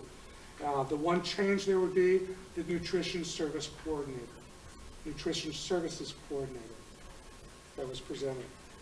I did want to make a note about contracted services. There are services that we contract out for that provide some personnel needs. Some district leadership, we work with Hiawatha Valley Education District for example, our director of special ed and school psychologist, and then additional special education services. Dale? Yes. Sorry, I didn't mean to yell. For special ed, and I think I maybe have brought this up last year too, as a parent, I can tell you that it is very difficult not to have like one special ed coordinator person to work with if I have concerns with teachers not following an IEP or, you know, and it's hard for the special ed kids if they have to switch special ed teachers. Like transitioning from the middle school special ed teacher to the high school one is difficult because they form a relationship with those people. And so my son's been in an IEP here for many years. I've never once spoken with a person from Hiawatha Valley. I couldn't tell you any person from that place. So at least considering adding a like special ed coordinator person that would set up the IEP meetings before school actually starts in the fall, that can work with, you know, the regular classroom teachers on IEP needs or the special ed teachers on IEP needs. I think that's a real gap here, speaking as a parent.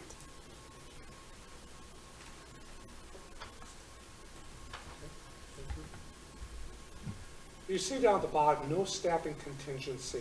The idea, the premise of a staffing contingency is, at this point, you might build in 1.0 or 2.0 FT of staffing contingency. And what that, one advantage of that is, it helps expedite some decisions as we go through the summer months with some changes and fluctuations in enrollment and staffing needs. So, for example, if we had a 1.0 staffing contingency that administration knew could move forward, we could get a lead, a heads up, or a little bit of an advantage of moving forward with adding a position.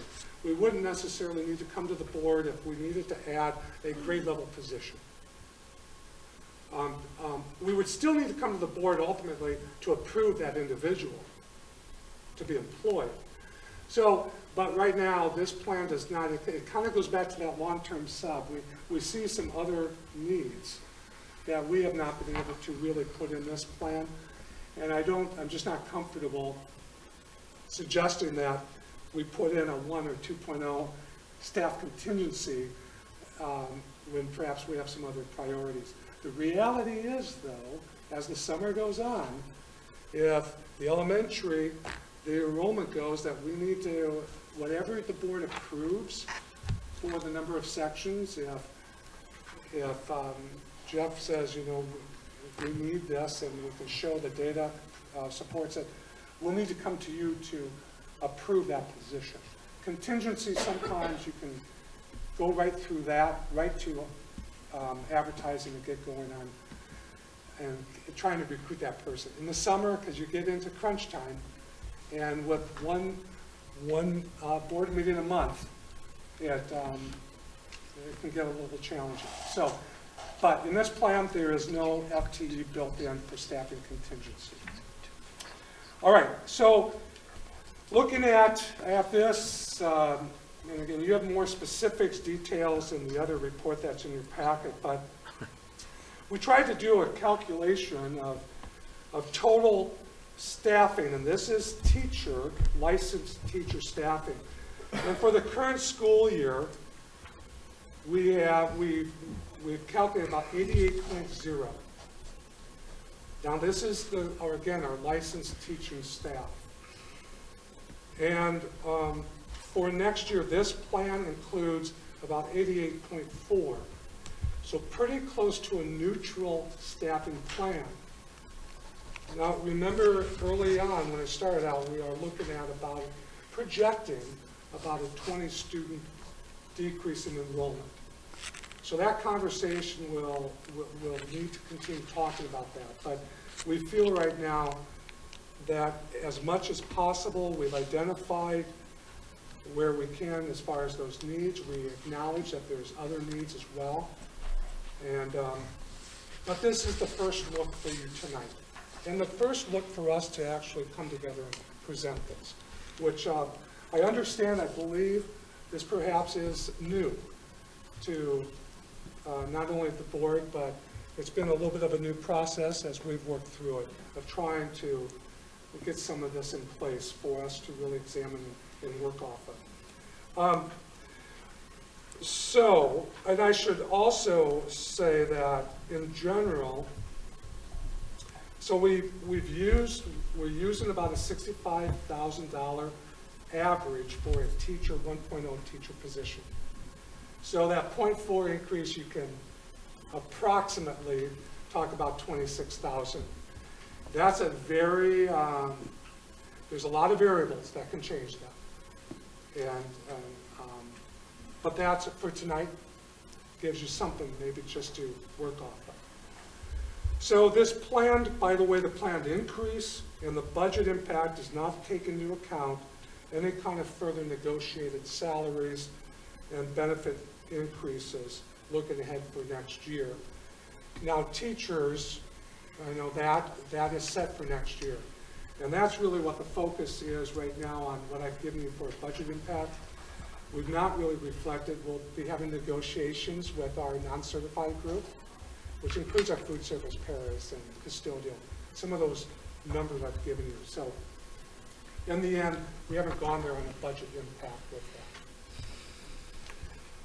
The last piece of this is really providing you, we continue to work administratively and on unmet needs. These are positions that are separate from even classroom positions as far as whether we talk about elementary classroom size sections, as in 4th grade, for example, whether we talk about increased overloads that are driven at the high school. That's not what we're talking about here. We're talking about other positions, other services that maybe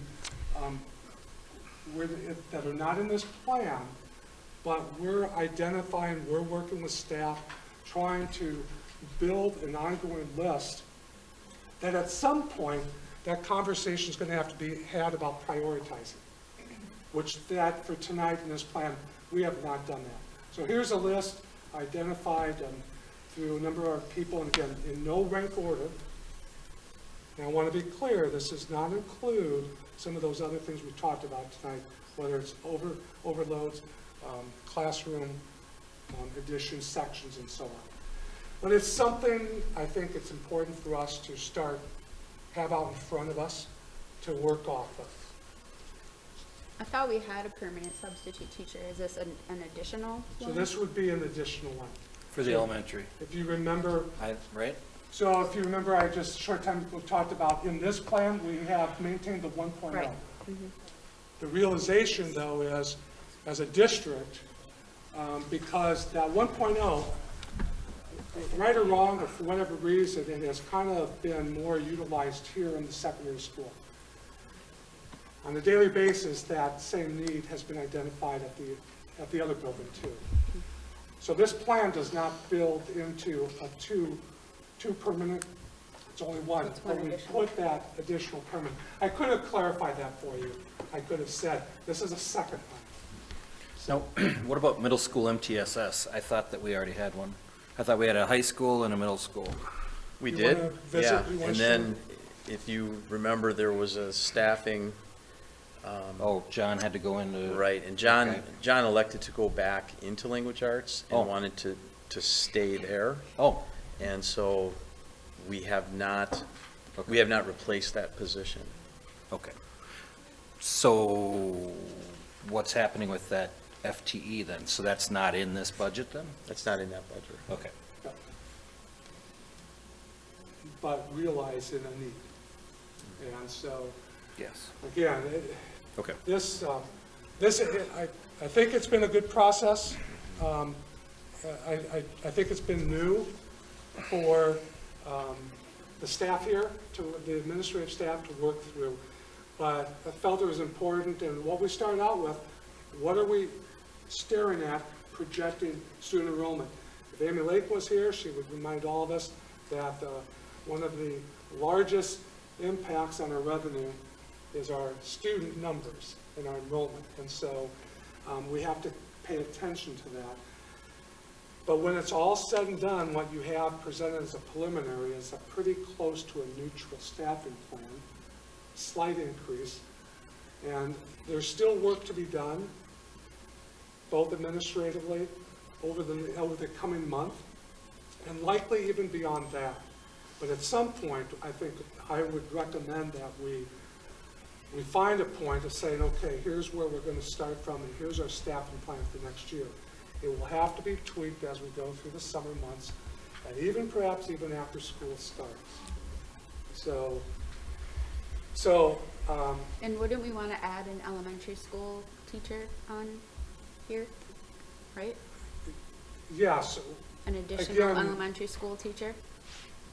No, we've Yes. had, I mean, there's special ed administrator on here, there's curriculum administrator, there's been a number of things I think we've talked about over Right. the year. This is just a finite list you throw. this is a parking place Okay, all for right. that. So some of your input as we go along, absolutely. This will build, and then the challenge will be to rank those and prioritize those. And by the way, separate from staffing, we've been working administratively now for a while, leading up to the budget workshop, even on non-personnel, unmet or underfunded areas in need. So, but for tonight, hooked into the staffing, this is a start list, a place to start to document additional places.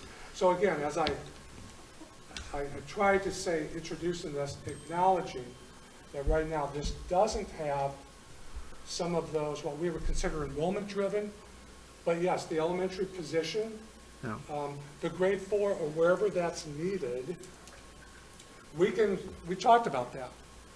And we can put that here, we can make a note here, additional overloads as needed too. But I think we could distinguish, what I'm especially hearing, we could probably differentiate the unknown, a little bit unknown needs for overloads, because you may not know that. Differentiate that from maybe a decision on an elementary classroom section. And that might be something that we want to try to address more of a high priority than perhaps anything else. But that's going to be, in large part, our continued discussion, principals working with staff, and then coming back and working with you as well. It doesn't seem to make sense to me, maybe you can help me with this, why we'd hire a permanent sub and not a extra section to a class, does that make sense to you, or can you explain that to me? We've had that discussion. Yep, and this, I guess this, I think COVID's gonna go away, and I think you're gonna have an easier time getting subs. So, I'm not sure that, is this the time to be talking about that, or no? This is open for discussion. Again, we don't have anything set for taking action Yeah, tonight. okay, yeah, So right, this right. is your But when I hear opportunity. people express a need, and then we're gonna add a full-time sub to turn on a video or something, I don't know that's money well spent. And this is perfect. This is why, this is your opportunity. Right. This isn't gonna be your only opportunity. Right, okay, And all I right. think, again, the budget time will be an opportunity too, but this is what this is intended for. Okay, all right. You keep mentioning the budget thing. Are we in that, or is that something that you do? No, The that's our budget? budget, we have a budget planning meeting coming May up. 11th. Yes. 11th is a separate budget meeting, right? With us? Yes, Full board. May 11th, All right. 5:30. Noted. Is that an open or closed meeting? It's open. And very boring. Can't imagine that. Don't underestimate me. So yeah, May 11th, 5:30, I think we'll provide just a little bit of a light dinner, have that available by 5:15, knowing that many of you are having to come right here. And so yeah. I'll be here, Dale. Okay. This is a lot. This is a lot for you to digest. And again, everybody has access, I think, to the agenda on the more detailed report too. So as we go through, if you have questions in the coming weeks, don't hesitate to give me a call, reach out to me, share your thoughts. That's what this is intended to do. Thank you. Thank you. It's a lot of work. I was going to say it's refreshing to talk about education things, but I can't say that was refreshing. But it was very interesting. Better than masks. I'll take it. And it's nice to talk about education again and not mandates, so, yeah. Good problem to have. All right, 11B, pupil enrollment. There it is. Whoop. Okay, Any questions? Nope. Okay. Financial report, 11C. I just want to say Ms. Lake was not able, we've known Can you this, make she's that not bigger? able to be here. A Thank you. planned personal scheduling conflict, so you've seen this, she's Yep. introduced this to you before, and I can do my best to respond to questions, but most likely, if there's anything real detailed or specific, I can follow up with her and we can get that back out to you. Where is the the general fund? Fund 4, I want to say? Do we have a Fund 4? Unassigned balance? Yeah, we had asked him to spell it out so we knew what Fund 4 meant, so now they're all spelled out.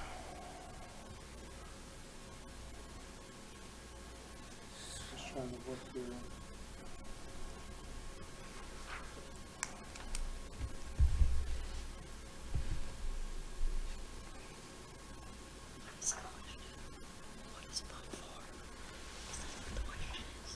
Okay, well, Are we asking what Fund 4 is? Fund 4 is the unassigned fund balance. So that's what we pay our bills with, basically. Okay, and Pay we're- salaries, pay, And community ed is called Fund 4. Oh, okay, well then, I apologize for using Fund 4 by mistake. I meant If you're, so Unassigned.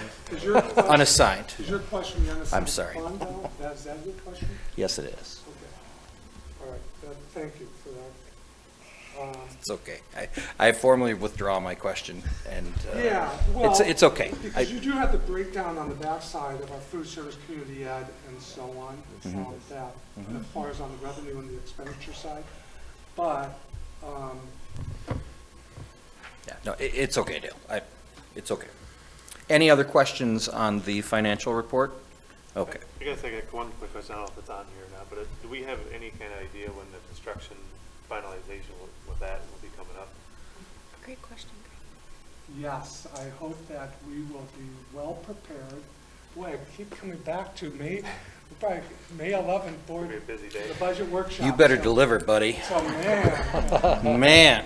And Ms. Lake, no, we really hope to have that. We were able to report out, at the Buildings and Grounds Committee, we kind of gave a very ballpark figure of saying it's really projected and looking like that. First of all, Black ink, we'll right? be in the black. Okay.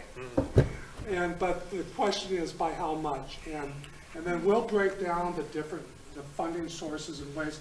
You have the voter approved 23 million and so on, and we'll go into detail about, we could probably say to you, that's spent.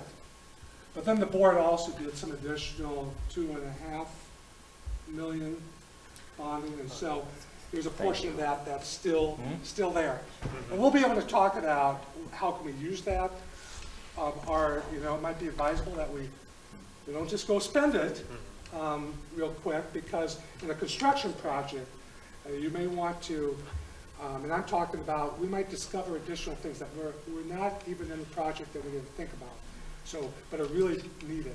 So how do we cover that pretty quickly? So, yes, we are really hoping to really have a pretty good sense for you in a couple of weeks on that. We recently paid, I think, hopefully one of our more larger bills, kind of retainer and so on. So more to come on that. Okay. Are you satisfied with that? Okay. Just want to point out that our new business manager, what is her favorite saying again? Something about $1? You can only spend $1 once, is I think what she likes to say, isn't it? I swear I heard her say that. If she didn't, there you go. Did she mention that when she was talking about Fund 4? You know, that darn community ed fund, I know Yeah. exactly, right? That was Grr, yeah, boy. Carlson, one. What's next Okay. working? What's Yeah, COVID-19. We haven't talked about COVID-19 yet. Fantastic. Any discussion? I'm against it. Yeah, we're strongly opposed. Okay. We have nothing to present. I just raise the question of, you can always let us know when you are okay, maybe of just removing that and then bringing it back when, as needed. So that, you don't have to decide that or make any change in that tonight. Thank you. Number 8. Do we have any active cases in the district right now? We have 2 high school staff? 2 at the high school, 1 staff. 2 in the high school and 1 staff, okay. All right. So pretty low still. Okay, good. Okay, good. Facility use. Dale? I think there's interest. There's been Yes. previous discussion about how we can improve the access, including on the weekends for our community. And so I know there was interest to continue and discuss that. And I think some of I've offered some thoughts, especially custodial, more specific custodial, about creating, at least opening the building. Supervision is a separate conversation from that. And so anyway, we're listening, but this is an opportunity too. I think there was interest just to be able to talk more about this. I'll maybe add one more comment that when we talk about custodians, with some recent planned resignations where we're going to have to continue to evaluate our prioritized needs, even starting with during the week. So, but whatever we can, together work on and try to continue to move forward this interest on all of us to try to create more access on the weekend. So, Is it fair to say the linchpin to this is custodians, at least to start with? We don't have custodian well, staff with 2 leaving, or? There is, and I can speak for Mr. Hughes, there's been an interest. No. Do we have the staff to do it? The custodial staff to do it? Well, it was a Sunday thing, so, right? So we didn't have custodians staffed on Sundays, and that's a day where the community wants to get in here and use the facilities. Right. And so we had talked about, and now would be a great time to do it with open custodial positions, doing like a Sunday through Thursday shift and then like a Tuesday through Saturday shift to cover all 7 days, right? And I get that student in the building days need to be covered too by that, but, and I mean, I don't want to keep talking about it. I want to open the building on the weekends. So whatever we need to do, I mean. So to that end, I think that the first place we start is hiring more custodians, or filling the 2 holes we have coming up, or have we filled them already? There is a contractual thing, though, about the pay for Sundays as well, and we do have negotiations coming up, and that'll be something we have to address with that, because that was something that was always looked at as something very much extra. A lot of other communities already just include that in with the contract. We will have to work something out. And there's some liability as well about who will be supervising here, who can be in here, different things like that. Once they're in here, who's supervising? There's some certain things we have to work out. As my honorable colleague, though, we have to get it done. Yeah, It's a definite need in the community. I am swimming the same way. Okay, I'm with you. Yeah, so I think, like, I don't want to tell you how to make that happen. I want to just make it happen, and we'll support what needs to be done. I've offered to come in on Sundays and open the building. I don't have a key. But so which they gym are won't. we talking about as well? Because we have different access. If it's elementary school, it's a perfect gym because we can seal off part of it. They can just use the bathrooms in the gym. If it's here, it's difficult to seal off some of the school. But we have cameras and things like that, so I think we have to determine where, what type of activities, things like that as well. If it would help, we can begin to try to, there'll have to be decisions on if you're going to invest more time in the weekend, then if it's just a shift, then that will take away from those, I think maybe Monday, Tuesday, or Thursday, Friday, or whatever. Well, Monday, Friday would be, you'd So- have one less person on a Monday and one less person on a Friday. So that will just be prioritizing those needs, and, which is okay. We just decide that we'll prioritize making sure that, because we all want to see our communities use the buildings, use their buildings. Right, that they're paying for. Right, Yeah. absolutely. And at the same time, we have to balance it. We want to make sure that we have a safe and healthy and clean Yep. learning and work environment during the week. So if it's not going to be additional, then it's going to have to be shifted. And so how do we address those things that we're gonna give up because of what we're gonna add. So, and it can be a simple just directive that do this, and then we'll just have to make sure we're very open of saying then this will not, this likely then will change and maybe not get done. So,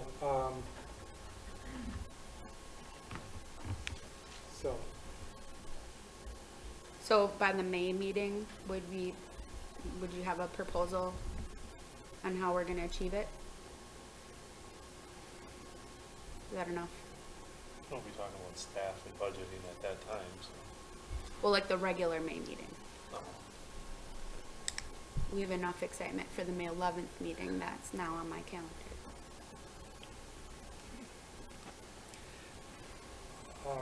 if that is the wishes of the board, we will do everything we can to do that. Yeah, I think it'd be a good idea is with, with having to hire another custodian, with having to fill those spaces, letting those people know that we'll be coming in, that these might be the changes that will be happening, so that they're not coming in blind. When's the next I mean, I just post them as those shifts if that's the decision, because some people like the Sunday through Thursday shifts or Tuesday through Saturday. I mean, that could be a positive thing to post a position that way. But When's the next non-certified round of negotiations? I think we start this summer. Okay, so then we could attack that this summer in the contract negotiations, bringing up this, the different schedules. I think we're gonna have to look at, I mean, $12 for a cook starting out, that's not working out very well. How much did we raise the para pay for substitutes last fall, Steve? Was it $1 an hour? I think it was $1 an hour. I mean, and we still can't hire him, so there's a ton we of, raised the substitute pay. Yep. but for we didn't- paras as well. We didn't raise the para pay, did Para we? substitute, Pair subs, and one thing we didn't do is the custodial, and Josh and I had a meeting with Pat this morning, Mhm. and yes, we still do have 2 openings. We Okay. have a short-term opening that's gonna put some pressure on that as well. So there was some discussion about how to even staff the day. okay. Much less adding, that Sunday part. So I think there's 2 openings yet. Yeah. And there was discussion about raising the substitute custodial rate is extremely low. So that's why we're not getting anybody to just sub in right now as well. But I think there's a lot of nuance though in opening up facilities. I mean, who is doing it? Is it open to everybody? Can a squash tournament come in? Do you want 8-year-olds with 22-year-olds? Is it people from our community? I see no problem. Who is running this once it's open? We're hiring a maintenance person that really we're worried about them cleaning, not doing supervision of something. So there has to be another layer here so that how are we saying who can come in at a specific time for what sport, what's their relationship to our school, things like that. I don't want to hold this back, but I want to make sure it's safe as well. Would this be something that we could, we've got a new athletic director, we've got a new football coach. Is this something that maybe we could get Araya involved in, and maybe some board members and some admin? And I think this is bigger than just, Well, Araya and I have emailed about it, and he's very much in favor of, okay. finding some way to make this happen. Okay. And so like the pitching, one example was given a few months ago, the softball pitching, they wanted to come in and do a pitching thing, but they couldn't get in. Yeah, a parent wanted to bring in Okay. pitching coach for softball. So with just a on little Sunday. planning, LYB or whoever could probably have a coach show up who is known to the district. Nope, that was the problem. None of the softball coaches were available on Sundays to come in with the parents and the girls. And so that was the problem. There's no school official. Well, yeah, that is a problem. You're also talking about who's coming into the school, and if it's just a parent, is there a background check on them? Has there been anything done on that? I mean, usually the coaches and these other people, we have some type of oversight with, they're cleared. I don't know about these other people. This particular parent was. I'm not assuming they're some type of vagrant, but I'm just saying that we don't know. That's why we have to do all these things. I think that we have many of these things through our facility use request process, but it's still not getting at some of these other opportunities. The crux. But Because there's like a district list where you're cleared to chaperone, you're cleared to volunteer, where you go through the background process.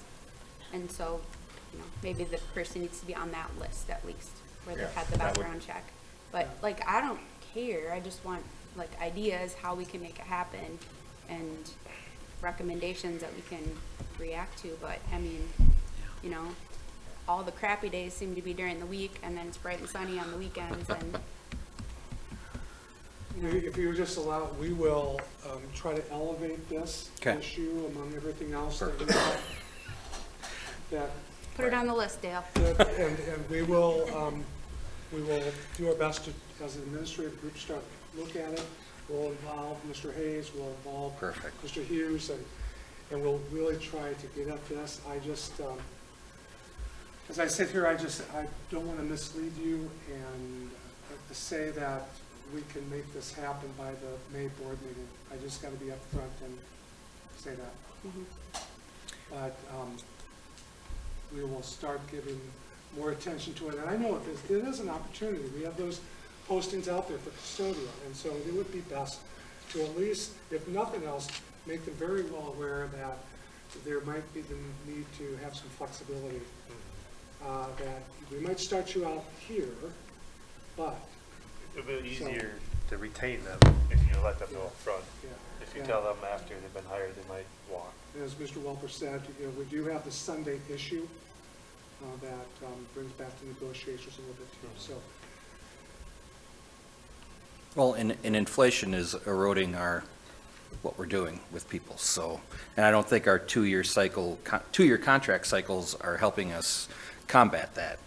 Because 2 years ago, 12 or 14 or whatever, throwing the number was fine. Now, Quick Trip, a private enterprise, is far more nimble and able to adapt to the market. And yes, my 17-year-old makes more than most. Okay, so it's and what's going to happen with the formula from the state? It's just. Anyways, okay, all right. Any other questions on facility use? Thank you for your efforts on that.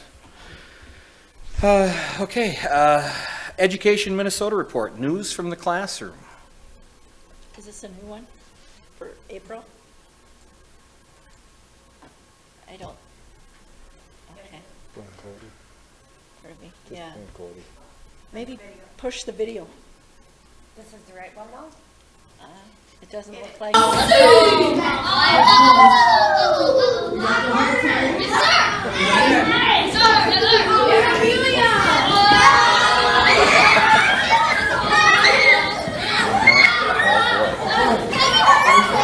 Those students are studying waves, which was a topic in 6th grade science physics.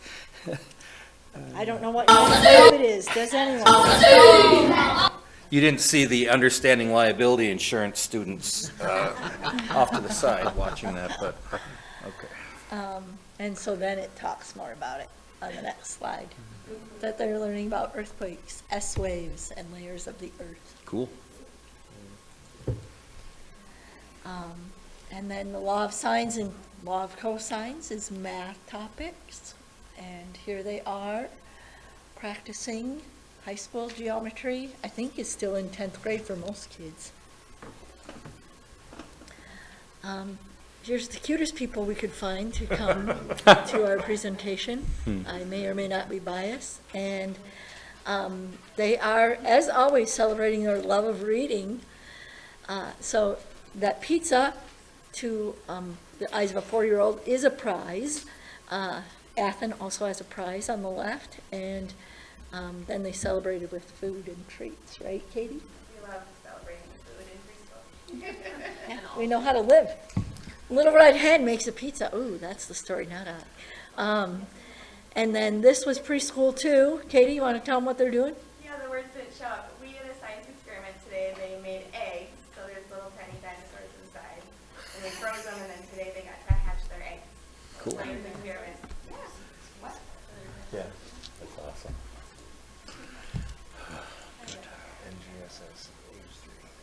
Is that the end? That's the end. Oh, man, then you gotta go on a field trip in the daylight.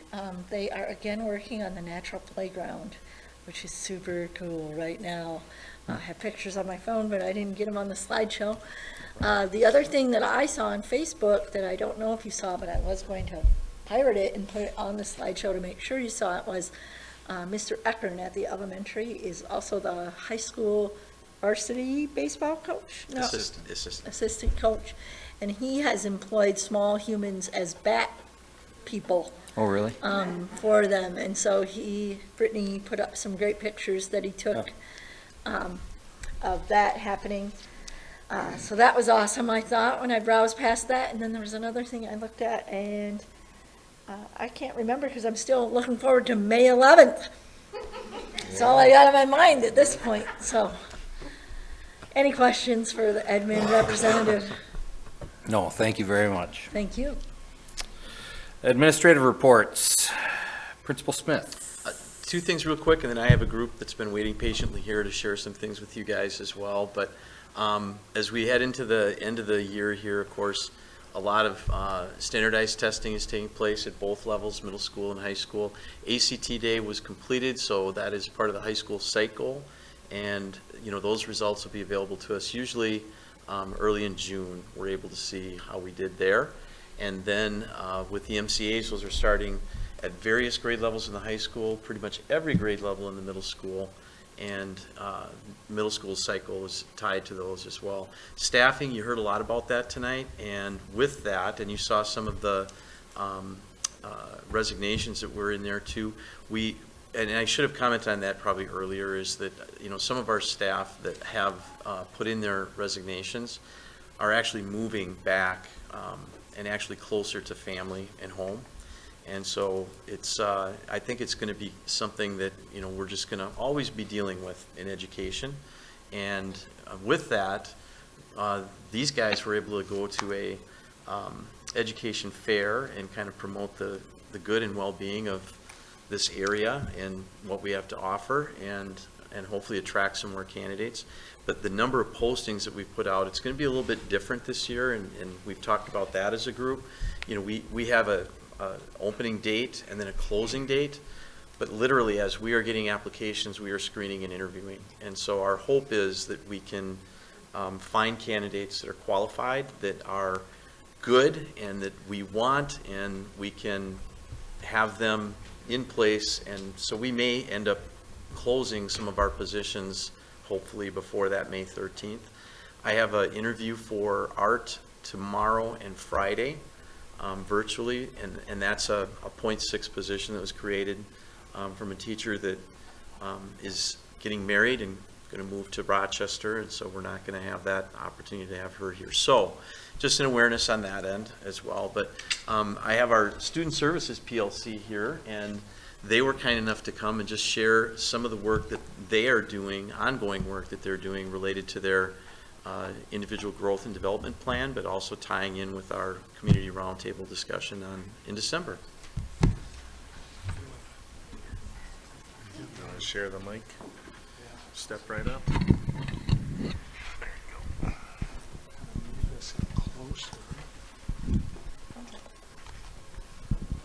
Oh, I don't think I can go any further.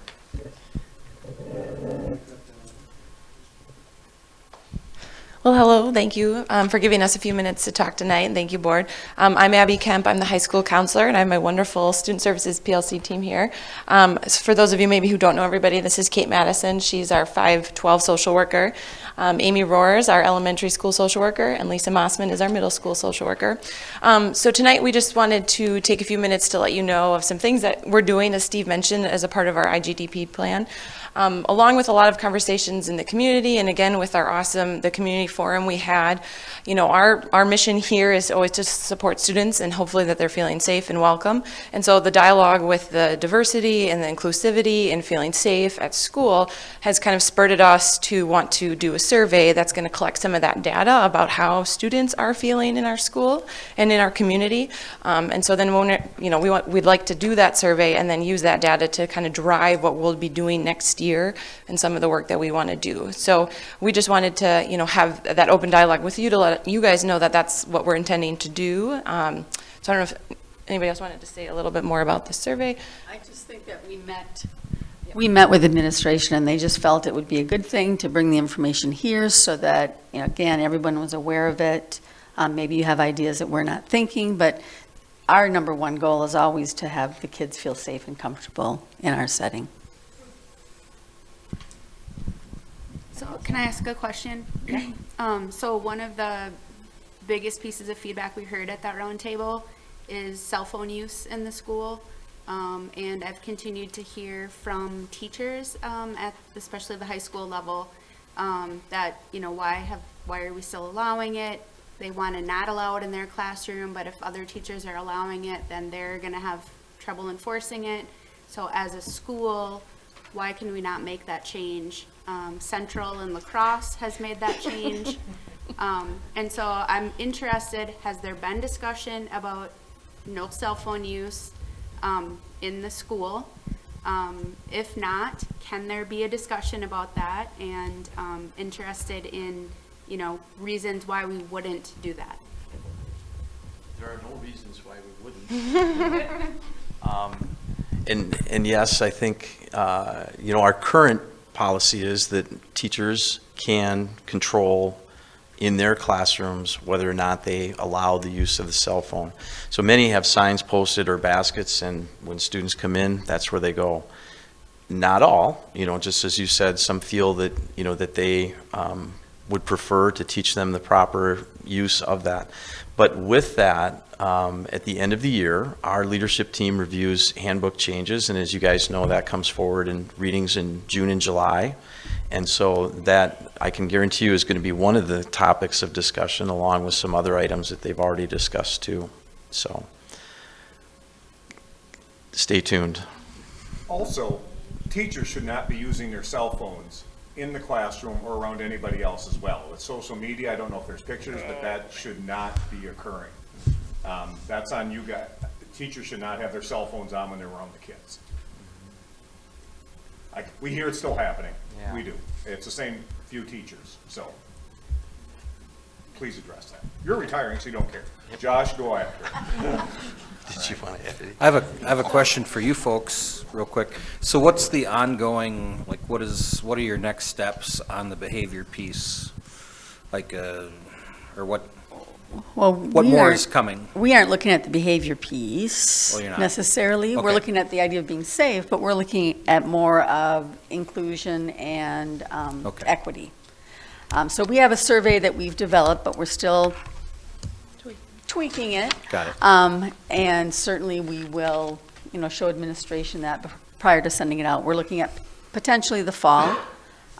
We'd like to include with that, of course, our students, parents, staff, and then because of the community forum, we were also thinking community. So our hope is that the data that we will gather from students and families and the community will help us to drive those next steps that we'll take. It's really hard to explain exactly what those steps will be when we don't have the data to support exactly where do we really need to intervene, specifically what are our students experiencing? Because we only are hearing and seeing these things on the small scale of the conversations that we have with individual students. So being able to get those numbers is going to be really helpful in informing those next steps that we'll take. Okay. And when is that survey going out? Or do you need approval for that or anything? Or what? We're told no. We are, I think, still kind of deciding exactly when that'll go out, whether we want to send that out yet this year and then be able to really hit the ground with it next year, or wait so that Superintendent Crowley can be a part of it next year, as well as our, you know, our new high school principal as well. So that's kind of an ongoing conversation, I think, but. I appreciated the opportunity to sit down as a group the other week and learn more personally about their thoughts about a survey. And so, of course, I looked at our policy on administering surveys and things like that, that there are certain aspects of the type of survey which may or may not then lead to bringing it to the board for an approval. So we'll continue to work through that piece. But I think through our discussion, the plan would be that to come back and provide a little bit of a summary preview of what that might look like and entail. And because some of those questions, those conversations, first of all, need to be had, but some of those can be a little difficult too, because there's a variety of beliefs and values and things like that. And so, which I think there is a belief that some of that might be at the crux of how are we behaving as a school, within our schools, both students, adults, parents, families, and communities. So I'm encouraged, even though it will be most likely beyond my time here, but I'm encouraged that this will be happening. But there is a little bit more work to be done, and the timing is, I don't know if there's a better time throughout the year to do it, but I look forward to seeing this moving forward, and I appreciate you being here just to kind of give a little bit of a lot of detailed information. But my opinion, this will be an important piece to really get that conversation going, which probably even before started in December at the round table, but really have to drill down and dig further into. In addition to those things, as you said, Ms. Carlson, about cell phone use, that was some things that really came out that we reported on back in January as summary information. So that hasn't been lost too, but really to get a little bit, always look into that root cause. And that takes a while to dig. And so I'm encouraged that this is a good place to go. It just takes time. I mean, one thing I'd love to see is bringing in more speakers for students. I saw Rushford, I think, just had one of the sheriff's deputies come in and talk about social media use, and Houston's had several speakers in over the year on different subjects, on disabilities and things like that. I'd love to see, yes, Josh? Not that you need to have another reason to be more excited about May 11th. That is one of the things that I've started working on, incorporating into the middle school budget next year, and some of that will be dependent on the information that we want it to be student-driven, based because student perception is the reality that we have to work within, and so we want to be able to utilize their perception and their feelings, their experience at school to determine what our course will be for speakers and programming. And so that's something that we definitely need to take a look at. And it would be different. It would be great. I'm sure we come up with something that was some great programming if we just, as adults, got together and talked about what we think we should bring in. But it has a lot more immediate value if we have that student input and can use their responses to drive what type of programming we bring in as well. And I think one district even offered a parent class on social media apps, which the students probably don't want to have happen, but parents probably could use some education on that. So I think that's great. I'm looking forward to hearing what you recommend and what. Well, we think there'll certainly be data that has to come back to the district as a whole. Like I said, we want to look at how do we help kids, but as a district and a community, how do we? Yeah, because people are asking for more roundtables and more opportunities to do exactly what we did in December, not necessarily on the same topic, but maybe something different. And, I feel like we haven't followed up on that, right? We've left them hanging. So, can we do more roundtables? What should it be on? And, keep that momentum going, right? Rather than, we had an incident, we did a roundtable, and now we're just going to let it, rest. And so on that note, I do probably less for your group, but, right, so we've now seen a pattern of where there's students where it's like two known students that don't get along with each other. You know, it created an incident previously. We had the round table. We've just heard it happened again. So what is a more immediate action plan that we have in place when we know there are students that have an interpersonal issue both in or outside of school? Like, what can we do as a district to keep those students either away from each other or safe while they're here, so that we're not having to involve law enforcement and restraining orders? And because I imagine that will be a nightmare to enforce a restraining order within the school of two students. So what is there, like, a immediate action that can be taken, or, you know, what do we do in those situations? Okay, go for it. I think to your point, restraining orders have changed, you know, in the schools, and partially it's because a lot of them had specific distances that students had, or anybody that had a restraining order, a distance, and that had to be respected. You can't control that, you know, within a school, and so I think, you know, they recognize that. So restraining orders have changed, and I think in a good way, you know, in terms of what they have for expectations. Now, we don't get those situations very often, but I can say that, you know, when we do, the conversations then have to happen with each of the students and the families about, okay, what the expectations are that are listed in there. We work then as a team with, you know, the teachers, the staff, to try to identify where the areas are that, you know, there could be these occurrences. Now, that is not 100% fail-proof. I'll be very, very honest. You know, I mean, there's going to be situations or times where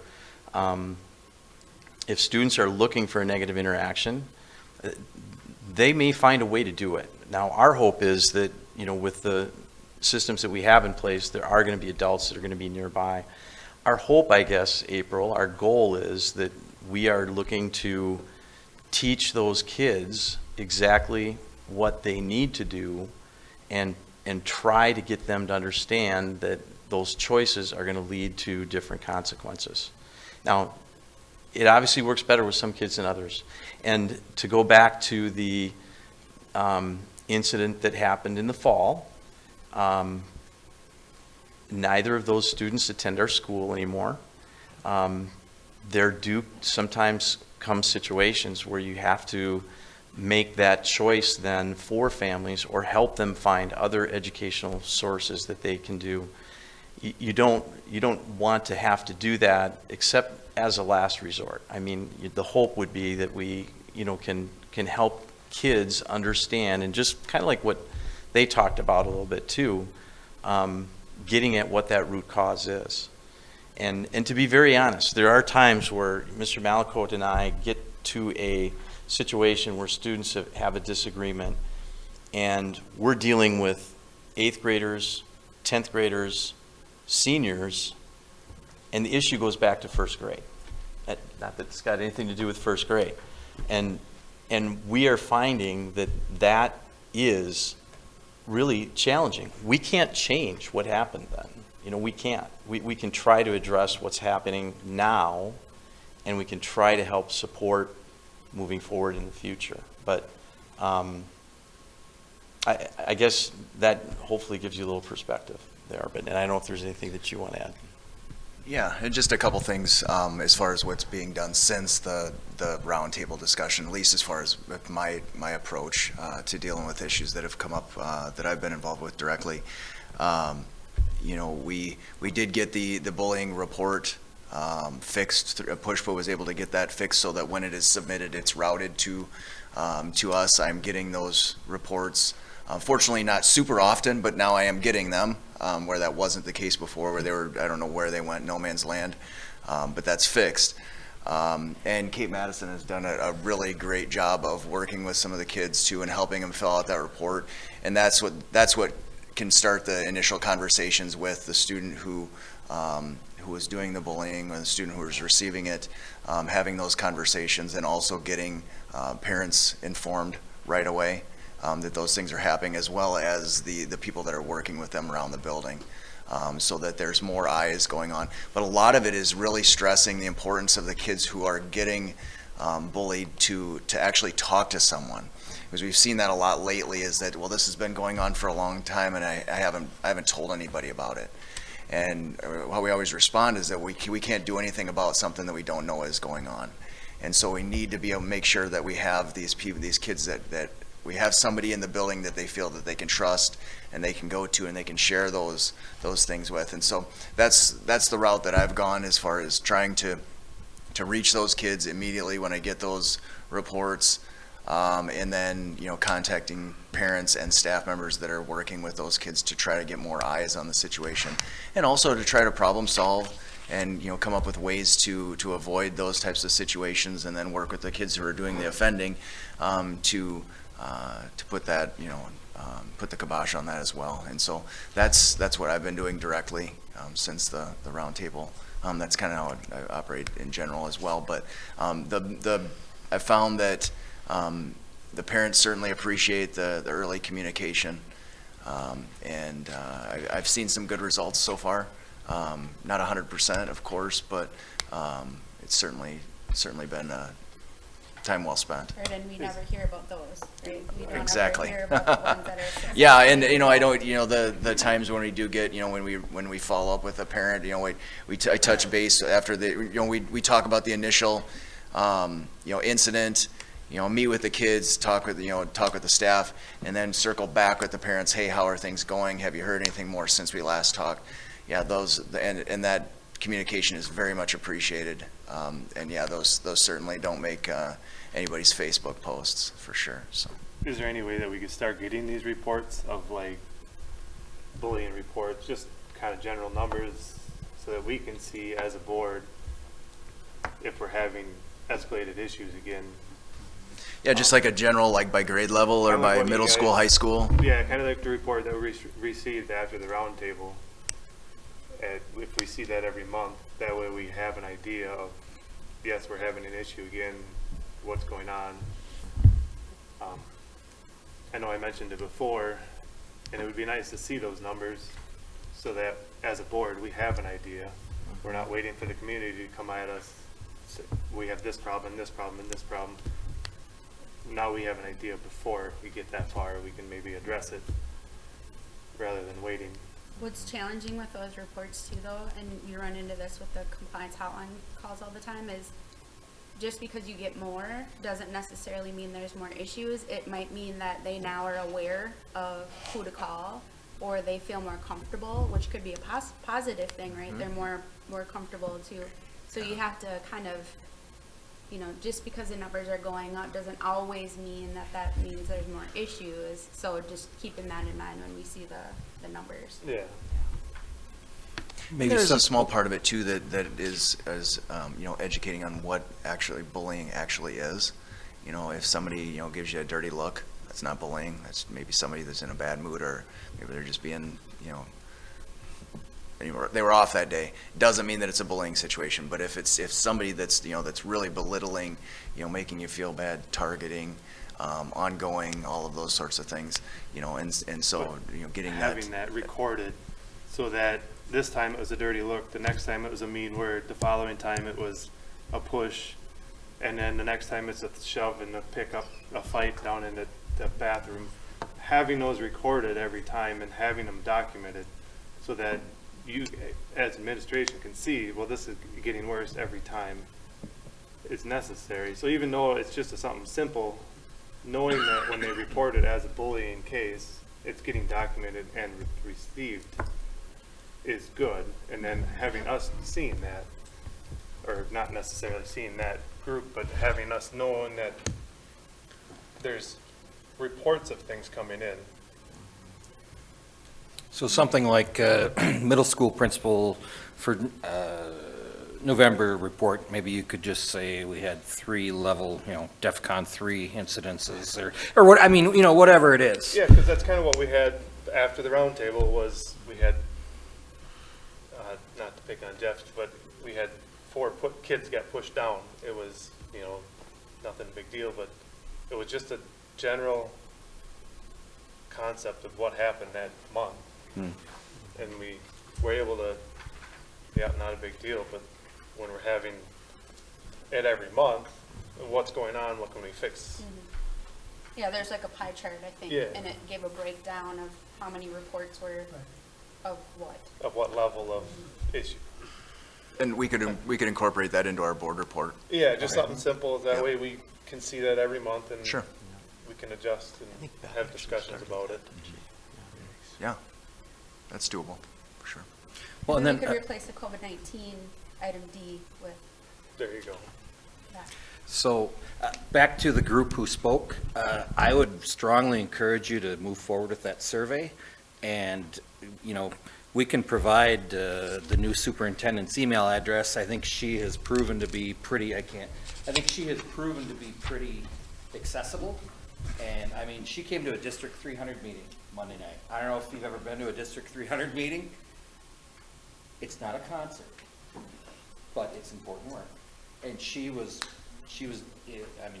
plugged in and she was doing it. So if we can get that data sooner than later, I think that would just be great, not to make more work for you, but, Yeah, I don't think you need board approval for this. No. It's just waiting just go with it. waiting until Make it July happen. when she, Yeah. please don't wait. So, because that might be important for our work, so, not interested in having a little bit of more of a preview. I'm not talking about approval, but just Preview? move forward with the No, survey. I think. With the I survey. No, the think- survey. The yeah. faster we can get the survey out. I I think Just the the better. data. I think you. Get the data back. Send whatever survey out you think would be beneficial and make it happen. Yeah. So then that will just be that much further, further ahead, so. Okay. All right. Steve, do you have anything else? That's it. Okay, great. Elementary principal, Jeff Kopp. Stay right here. Okay. I want to start by honoring Lisa Kroner and her years of service. Okay. Appreciate all the hard work throughout the years. So congratulations to her on her retirement. We've got some special events planned that are going to be rolled out to honor her shortly. So want to thank Lennis and Sarah for joining us tonight. Appreciate your advocacy. I want to echo just how hard the staff are working. I try to be in the classrooms when I can. Sometimes I don't have a choice. I got a sub. Happy to do that. We are seeing increased behaviors. We shared some data with you, but that's really not what's actually going on. A lot of things are handled in the classroom and are just redirected, and staff are helping each other out. We don't necessarily ding, or enter that in our student data warehouse. The discipline, we report on that, but we're seeing increased intensity and increased frequency of student behavior. So I want you to be aware of that. And the staff do a tremendous job of redirecting in the classroom. And so the data won't necessarily show you just how much the third grade is dealing with, or the future fourth graders are dealing with, because they're handling it on the spot, or they're working together as a team. They're not spending that time to enter those data referrals or generating bullying incidents because they're just doing that hard work. So there is a correlation to class size and number of behavioral issues within, is that what you're saying, or? This particular group is an intense group of behavior needs. They're handling it without writing kids up or sending them to the office. Right. I can probably count on one hand the number of times that I've been called to assist anyone in their team to handle a behavior. That doesn't mean that it's not happening, but I won't be able to show you that, look at this data that says we need a fourth teacher because of that. But I want you to know how hard they're working. Mm-hmm. What I also want you to know is that we've had a number of staff that are struggling. and are needing to take days for their own health. Some of those, I will jump in and help them out. I'll even give them a couple hours. We're all trained in mental health first aid. We're using those skills. It's okay to take care of yourself now, but I've seen that, and now they're not taking days off, but we've seen that increase on our staff. And I think that's partially due to the increased behaviors, the increased student needs. If possible, if we're destined to have 4 sections, we need to know about that sooner than later so we can plan. We waited, we waited for the new superintendent, we discussed, we provided data. That put an incredible strain on these educators, not knowing what to plan for. Ultimately, I have to operate within the budget. May 11th, I'll be there. Add me to the finance committee, please. I will take Steve's position on the finance committee because I want to be aware of that. I want to see where the dollars are being spent so I can justify my staff. We can't afford it. Or if we can, I can advocate for it. So I'm asking for that at this point. So what do you recommend, Jeff? Do you think there should be 4? Yes. Okay. It's been at the top of my priority list. I just don't know that we can afford it. Mm-hmm. So I have to look at the big picture, and I want to honor all the work that we've done. It's been incredibly new to have a voice, to have a meeting, to have a framework, to have the experience of both Gary and Dale to help guide us through this, and have at least a process or have a voice. So I don't want to dishonor the many hours and the effort that went into that document and the planning as an administrative team. Yep. What I do want to do is amplify and advocate the voices you're hearing in this room tonight. And it's also a balance, though, because if we hire to meet this immediate need, or this need that we're seeing that is because of the pandemic, the construction, the discontinuity of the educational experience over the past few years, what happens then when we are sending on 77 and importing 60-something? So that is just, that's a part of my worry is if we hire, do I then have to say, sorry, we can't afford you next year? And then it gets into, we're swapping out. But I just want you to know that that's a part of my worry that was last year within the confines I was given, and then kind of in the same kind of way this year as well. Operating within the budget, working with Amy, working with Dale, that's a concern of mine. Is that inherent? Are we going to get into a hire and let you go cycle? That is something that I was really hopeful that we got rid of that worry when we passed the Learning Levy of 2017. Now, I understand that is contingent upon how many kids come to our school to the point of enrollment, right? And so my hope is we're going to see new families moving in. There's new construction popping up. Those kids, my daughter's not going to be able to come to school yet for another 4 years, but she will. And so we're coming.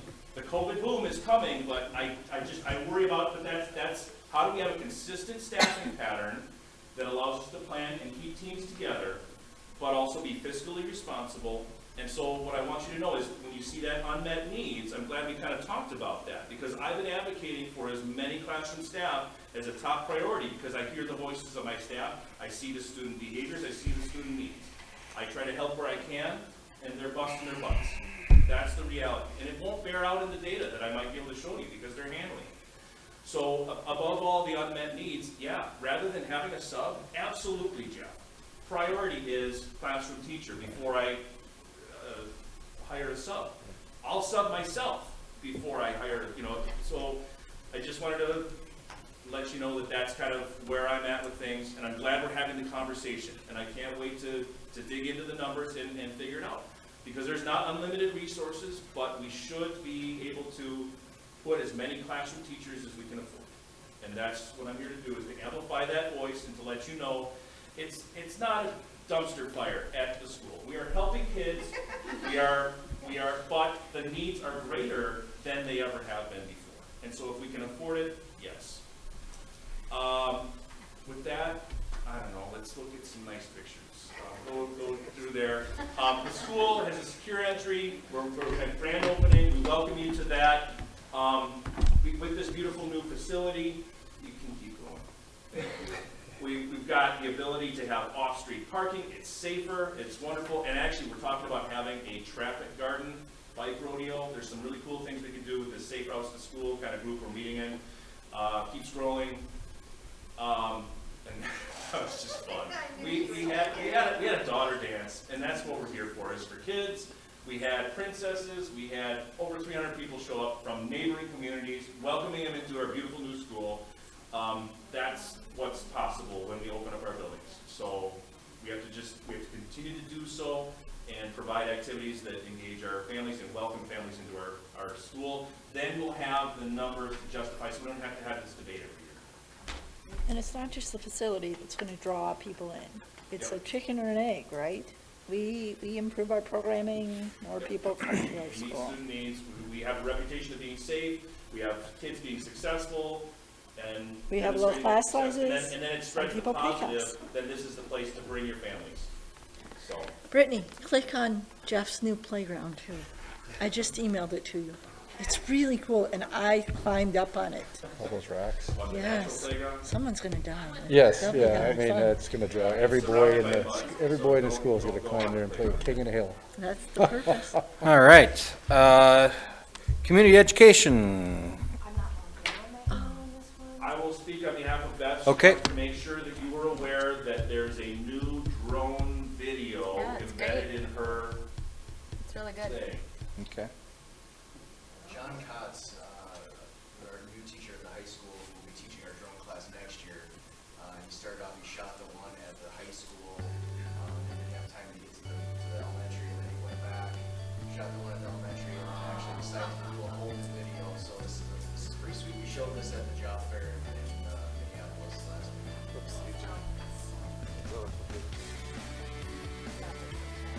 Plans to do it again in the summer or the fall, when things are green and colors are changing in the flowers.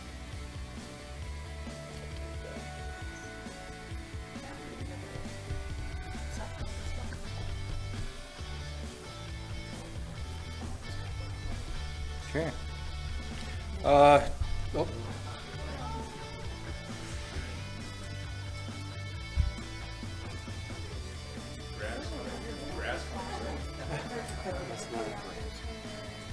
It's sloped to the drain, really not very low right there. Yeah, It's got a low spot. I'm gonna have an expanding photo if you can buy a drone. Everything looks a little better Okay, from that. superintendent. Yes, I'm just going to close that. I've talked enough tonight. I'm just going to share a couple things, though Josh already alluded to the job fair that a few of us, Josh, myself, and Nicole Greener had the opportunity to drive up last week to job fair in Minneapolis. I think we have some people stop, and we talked about if even just one comes out of that, it will be worth it.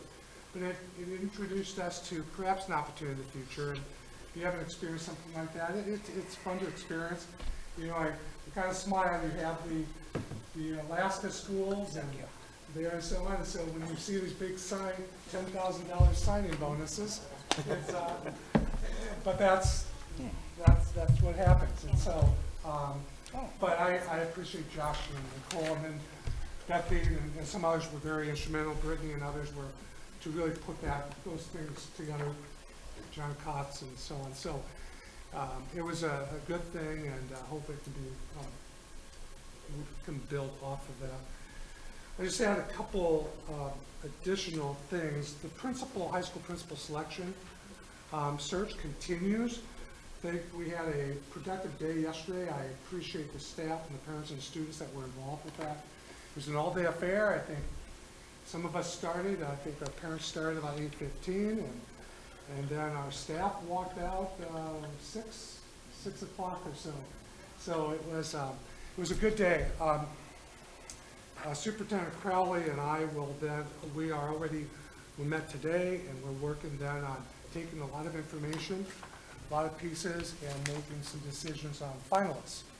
We have targeted next Monday morning as for finalists, and we have yet to make those final decisions on who to move forward.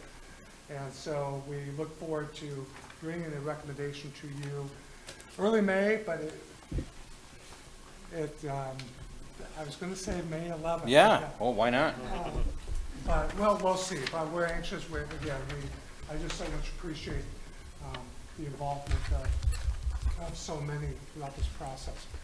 I also, buildings and grounds, we've already talked about, Wade mentioned a few things, and we've followed up. We've had some look at our bleachers, and so I think Wade kind of covered that, and we're continuing to move forward, trying to make some progress in the future of that, as well as so many other needs that the board and all of us will have an opportunity to continue to talk about. So with that, I just maybe close. I know it took a long time with this, introducing this staffing process. This is what I appreciate and value from the group that I've been able to work with. And we can have those good conversations, and I need this, especially in our unique situation. And especially these three have helped me continue to understand this community and the history, and that's what's needed. And so I've heard this from this guy already, and we will continue to have that. So again, I'm going to repeat myself. Tonight, introducing this, we're anxious to get this moving and approved and so on, but we just haven't been able to get it done sooner than tonight. And so this is we've been working at it since February, but it's not done, and one of the main purposes to introduce it tonight is to be out and transparent with it, to educate all of us, especially the board, on a process. And it's not easy decisions. We do have a budget, and so it comes down to priorities. And we work hard as a team, and then especially principals will possibly reach out to other staff leaders, try to get a sense of how do we do what might be the impossible task of prioritizing. And so what you saw, some of it just is kind of a carryover of what we have this year. And some of us, begin with me, went into it as, let's be as neutral as we can right now, especially this first plan and this first look. And knowing, again, with the enrollment projection, and hopefully that positively swings more upward in our favor. So please understand, I expect, this is, whether it's Jeff, Steve, or Josh, that's what I expect them to be doing, sharing with me what's really happening at the building level, what we're experiencing. Ultimately, I will be the one that will sit here and give you a final recommendation, but you have the tough job, you're in the seat that you'll make the final call. And you need to rely on us to do the best job we can to prioritize and match those values that we have as a school district. And so, thank you for just listening to that, and thank you to especially these three on the work they've done. So, that's my report. Move to adjourn. Second. Thank you all. Okay, I signed your name.